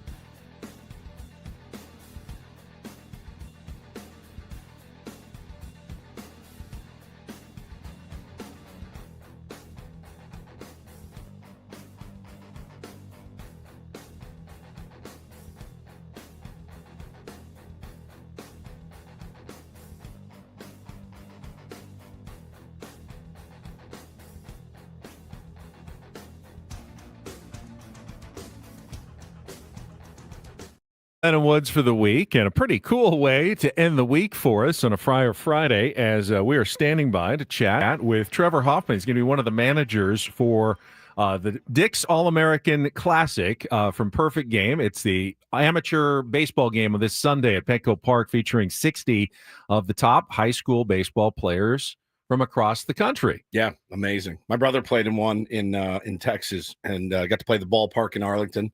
Hit a ball off the wall. It's just the greatest. Made like so 3 plays. My dad was beaming. That's very cool. Very cool. I mean, to get to play in just a major league ballpark as a high schooler, very exciting. And Trevor's standing by. He will join us right after this check of traffic on 97.3 The Fan. From the 855 Get Ross Traffic Center, protecting San Diego after accidents or injury, here's Kelly Danick. Traffic is brought to you by Islands Restaurants. Couple hazards wrapping up our morning drive. One is a stalled car in the center divide, North 805, just before Telegraph Canyon Road. Very narrow center divide, so take it extra carefully. Move over a lane if it's safe to do so. North 805 before Telegraph Canyon Road. And seriously, westbound King Freeway past Kelton, a red gas can in middle lanes. Definitely want to watch out for that. That's westbound King, just past Kelton. Islands Restaurants, summer refreshment, paradise ambience, and the best burgers in town, like the Big Wave with cheese and fresh cut fries, $10 now for a limited time only. Visit one of our Islands Restaurants throughout Southern California today. Dine in only. I'm Kelly Danick with Ben and Woods, San Diego's #1 sports station, 97.3 The Fan.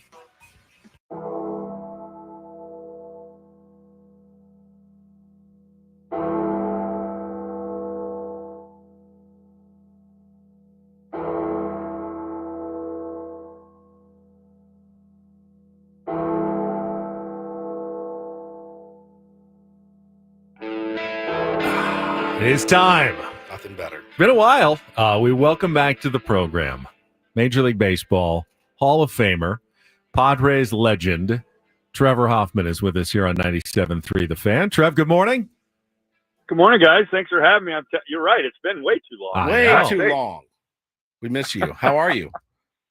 I'm doing great, guys. It's baseball season, and it's ramping up, man. It's awesome. I mean, you could say that. Yeah, ramping up is pretty crazy. Hoffy, friggin' first place right now. I can't sit in with any honesty and say, oh yeah, I had this. I predicted this. I'd be a moron. This has been a lot of fun. Now, how do you stay there? That's kind of the key. Yeah, I think the fact that you guys just mentioned 10 games in 35 days, you don't expect that. But what you have to do is you have to play good baseball, and Schilte's doing it again, man. He's a second half wizard, but he's put in, and his staff has put in so much, sweat equity and grinding and committing these guys together, from spring training on, and it's paying off. These guys trust one another. They know their roles. Obviously, we changed the roster a little bit after the deadline. That's AJ doing his magic. And, honestly, everyone's kind of accepted, how things have kind of changed a little bit. And they haven't skipped a beat. So credit to that clubhouse. All right, before we talk about the Classic this weekend, you obviously had some great setup relievers, some great bullpens in your day.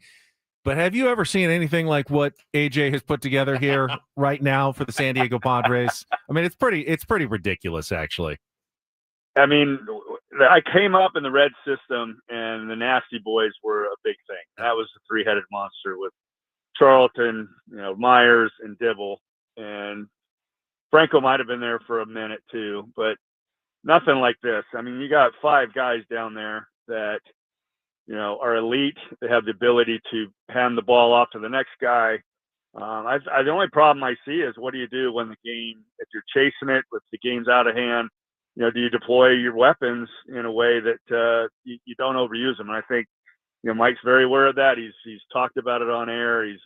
He understands this is a unique situation. It's a weapon that, if you get to the postseason, it could be devastating. You don't have to, try and work your way back from you get a lead. It's going to be pretty sick. So awesome to watch these guys. They do a great job with their innings, and man, they are dominant, and it's fun to watch. Now, we're talking to Trevor Hoffman here. We just had a guy in. He was 20 years old, Hoffy, and he had a really deep, rich baritone voice. And Ben got immediately jealous. So I ask you, when you see Mason Miller throwing 104, are you just in awe, or are you like, God bless, I wish I had that in the tank when I pitched? I love that. You know what? There's definitely no jealousy factor, but you just kind of go, how does a body work that way, right? Like, I don't get it. And in my mind, I thought I was throwing 104. It just came out 84, and it's a bummer part of it. So I guess when you speak and you want the baritone and the tenor comes out, I guess you just live with what you got. You do. You just gotta work with what God gifted you. That's And right. apparently it wasn't as good as I thought. There's some gifts out there that's definitely exceed mine. Well, Trevor, obviously, maybe some future all-stars in the group. Have you had a chance to meet some of these kids that you're going to be managing this weekend, and tell us a little bit more about the Dick's All-American Classic? Yeah, we're really excited. Spent the last few years in Arizona baking our butts off, but brought it back to San Diego. 23rd year of the Classic, and another great group of kids. Looking forward to getting to know them. I got introduced to them as a group yesterday. Didn't really spend any time in any one in particular, but we're getting ready to do a Rady Children's visit this morning. A nice charitable arm that they do, and Rady is great to accommodate this opportunity for them. I think they said something like $85 million in salary was given out in the draft last year's class. No reason to think anything different. There's a tremendous amount of high school talent, former big league players, Lombard from Texas or Detroit. Evil's got another kid coming through Corona High School. It seems like they're never ending. Ben Sheets and Jose Contreras both have sons in this. So there's a little bit of that big league mix, and there's a lot of talent, and it's a free event at Petco. Come on out and check out the next wave of draftees next June. And that's what, Sunday at 11 a.m. is the game time? No, I think it's 5 o'clock. 5 o'clock. Okay. Yeah. Sunday, I don't think it's that early. Sunday, 5 o'clock, Petco Park. Free admission, though. Free admission. Go in and free admission. Watch some ball. Hoffy and I got little kids, both play ball, both love baseball. And it's coaching kids now is certainly it's a hot button issue. And I tell the story often. Many years ago, before we actually really knew each other, I watched you watching one of your sons play, and you were way down the line, man, leaning over the fence, because it's funny. You got guys like me that are coaching the teams, and I've never played at a high level at all. And then you got Trevor Hoffman down the line leaning over the fence.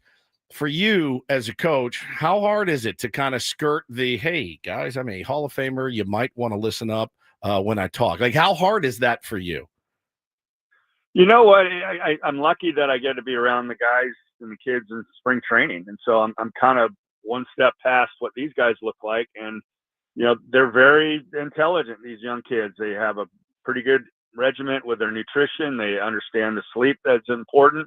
They're getting in weight rooms. They have particular coaches that can help them out. And so they're light years beyond kind of what I would have thought looking at a Hall of Famer in their shoes. And so it's certainly something that it's an elephant in the room a little bit. You try and get it out of the way and say, hey, guys, if there's anything that we can talk about that would expedite your progress and, give you a little insight on what the curtain looks like type of thing, by all means. But when you talk about, watching your kid play, in this case, my guys didn't ask for that last name, and it was always a little bit of a burden to have to drag it around whenever you'd show up to games and things like that. And so getting a chance to kind of go down the line, I didn't have to hear the bantering amongst parents behind home plate. And, bad chatter. How crazy that can get. There's a lot of bad chatter, Hoffy, and I have to. A lot of bad chatter. Yeah, you got to tell them, hey, lady, that's not what I'm teaching them.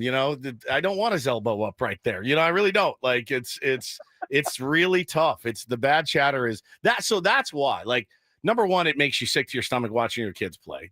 We can all agree on that. There's nothing worse. You want them to do well. You would die to have them do well. But then it's the bad chatter from the parents, and it's bad and getting worse, I think, Hoffy. Hey, those chain link fences don't block what you say. They go right through and everyone hears it. Soundproof fences is what we need. Now, I know this is just an exhibition game, but if you're going to play, you might as well try to win. You're going to be managing against Ryan Klesko's got the other team. How's Rhino doing? Rhino's doing great. He's got a young son, 14, 15, getting ready to embark in this journey of his. And so I think he's pretty dialed in on what the East squad looks like, even knows what my squad looks like. But I think we'll have some push-ups on the line and might see him doing some oil wells in that visiting dugout when we're done. That's amazing, man. So much fun being out there and being around the next wave. It is my greatest joy to be out there with the T-ballers and the first graders and second graders. It is just, there's nothing makes me happier than watching these kids. And there's been, there was a time in baseball and youth baseball, it did kind of fall off a little bit, Hoffy, and it's back. I'll tell you, it's back in a big way. Everybody, and I'll tell you, the Padres have a lot to do with it. I mean, you see, when I go pick up Bo from school, dude, everybody is in either a Padres or a Dodgers. I mean, their baseball is really back right now, and you can see it in a lot of communities. I'll tell you what, Ron Fowler started this program, with Little League and putting the jerseys on everybody, and Peter took the baton, and the rest of the Seidler family, and have just made sure that San Diego can be proud of their San Diego Padres. And it shows up every night at the big league field, and it goes out in our community, and people are excited about this team and what they stand for. And it was something that you kind of wish would have happened when we were playing. Yeah, couldn't really put your finger on it, but man, what an experience to be able to say that you have a big league team in your town and you're proud of them, and they stand for the right stuff, and ownership gets it, and they're constantly giving back and making an impact in this community as well. So it's a good time to be a Pod fan. We love Ron. Woods often says we wouldn't be here if it wasn't for Ron Fowler. No but question. The great irony is always the man who put everyone in San Diego in brown, and you can't walk anywhere without seeing it. Didn't like the brown uniforms. I know. He wore it. He resisted it. He resisted it. But he said, all right, if everyone wants this, we're going back to the brown. He never liked them. Never liked them. I know. But you know what? When you look at the team on TV, you know who you're looking at. You didn't have to wonder if we were looking at the Brewers anymore. Best decision he ever made. Best decision he ever made. No question. Trevor, really appreciate it. Good luck on Sunday. Hopefully a lot of people come out and check it out at Petco Park. Again, free admission for the 23rd annual Dick's All-American Classic from Perfect Game at 5 o'clock on Sunday, and we're all looking forward to it. Thanks, guys. Appreciate it. Go Pods this Thanks, weekend, brother. too, man. Big one. Thank you, buddy. There he is. Oh, yeah, East County Chris remembers. Ron called it Baby Poop Brown. Yeah. Was that on our show? Might have been. I think it was. Baby Poop Brown. But, I mean, you can't walk, as you said, kids coming out of schools, they wear jerseys, on whatever day of the week, and they all are wearing brown and gold. And the decision by the Padres to put little leaguers in Padres uniforms and donate so many different versions of their uniforms, so everyone's wearing Padres and there's less of other teams around San Diego. You're now seeing that pay off. So those kids who first were in those jerseys, and that was 5, 6, 7 years ago when they started that, they're now teenagers, and they are now really diehard Padres fans and dragging the, parent, we want to go to more games and more games. You're seeing that pay off now with the strategies that they had. Yeah, I mean, my house is single-handedly keeping a lot of them in business. We have more Padres gear than anybody I know. My 2 kids, man, it's crazy. And yeah, I see it every single day at school. There's a real palpable feel for this team right now. All right, we've got a stressful weekend coming up, no doubt about it. But that's why we like baseball. This is where you hope to get to, and I know there's definitely part of me like I got bubble guts. I'm not I'm nervous about these games coming up this weekend. But it's true. The alternative, of course, is the worst. Is the worst. They don't matter. We were afraid that you get to the end of the season and these games against the Dodgers wouldn't really matter. But they do. They matter incredibly. So we are all going to be at the edge of our seats the next 3 days. Whatever happens. It's going to be unbearable, basically. Keep in mind, whatever happens. Padres sweep, Dodgers sweep, one way or the other, 2 out of 3. Life is going to continue on Monday, and both teams are still going to be in the middle of a very important pennant race chase for the playoffs. Yeah, just want the fellas to continue to play that brand of baseball that they've been honing all season long. And they do have a lot of confidence. They're playing with a lot of confidence. They're playing aggressively.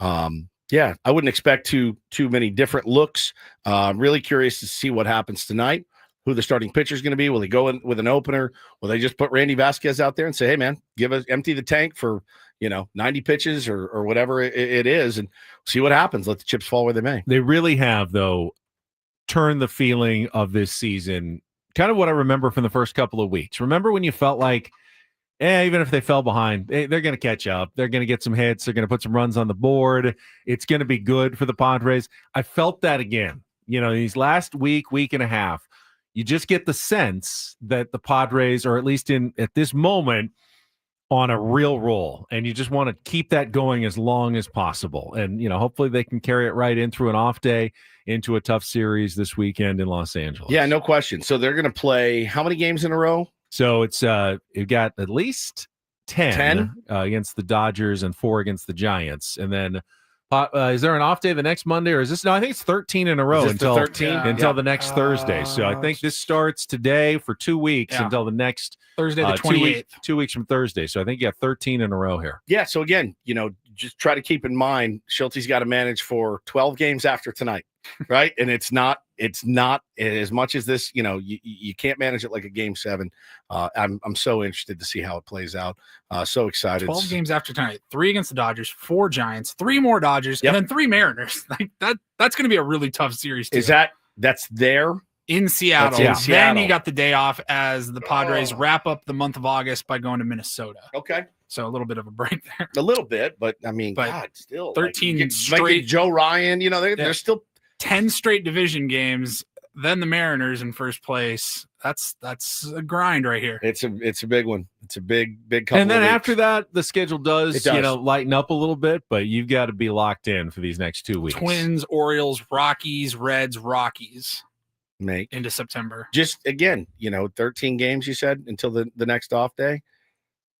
Have a winning record at the end of it. 7-6. I mean, really, like don't go 7-6. 7-6 keeps you in first place. Keeps you in first place. That's right. Again, if you are going to be, looking for something to do tomorrow night, you come on out. You can watch with us. We're going to be live in Encinitas at Moneyline Sports HQ. It's the new sports bar. Come on out. Game starts at 6, so we'll be watching on TV, giving away some prizes.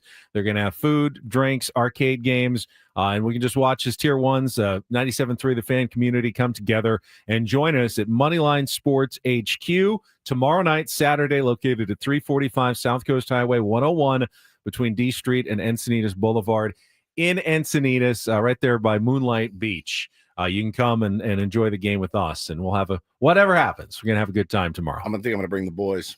So you'll have to hang out with Taylor. I'm sorry. We're starting to get, I think. Are you? We're starting to come to a mutual understanding. It's funny that you think that. He doesn't feel the same. No, not yet. No. All right, that's it for us. You got some work to do. Yeah. Men fences that's with right. Taylor. Yeah. All right, Braden's coming up next for Paul Reindl, Stephen Woods. I'm Ben Higgins, soon to be replaced by Nathan on San Diego's #1 sports station, 97.3 The Fan. Have a great weekend, everybody.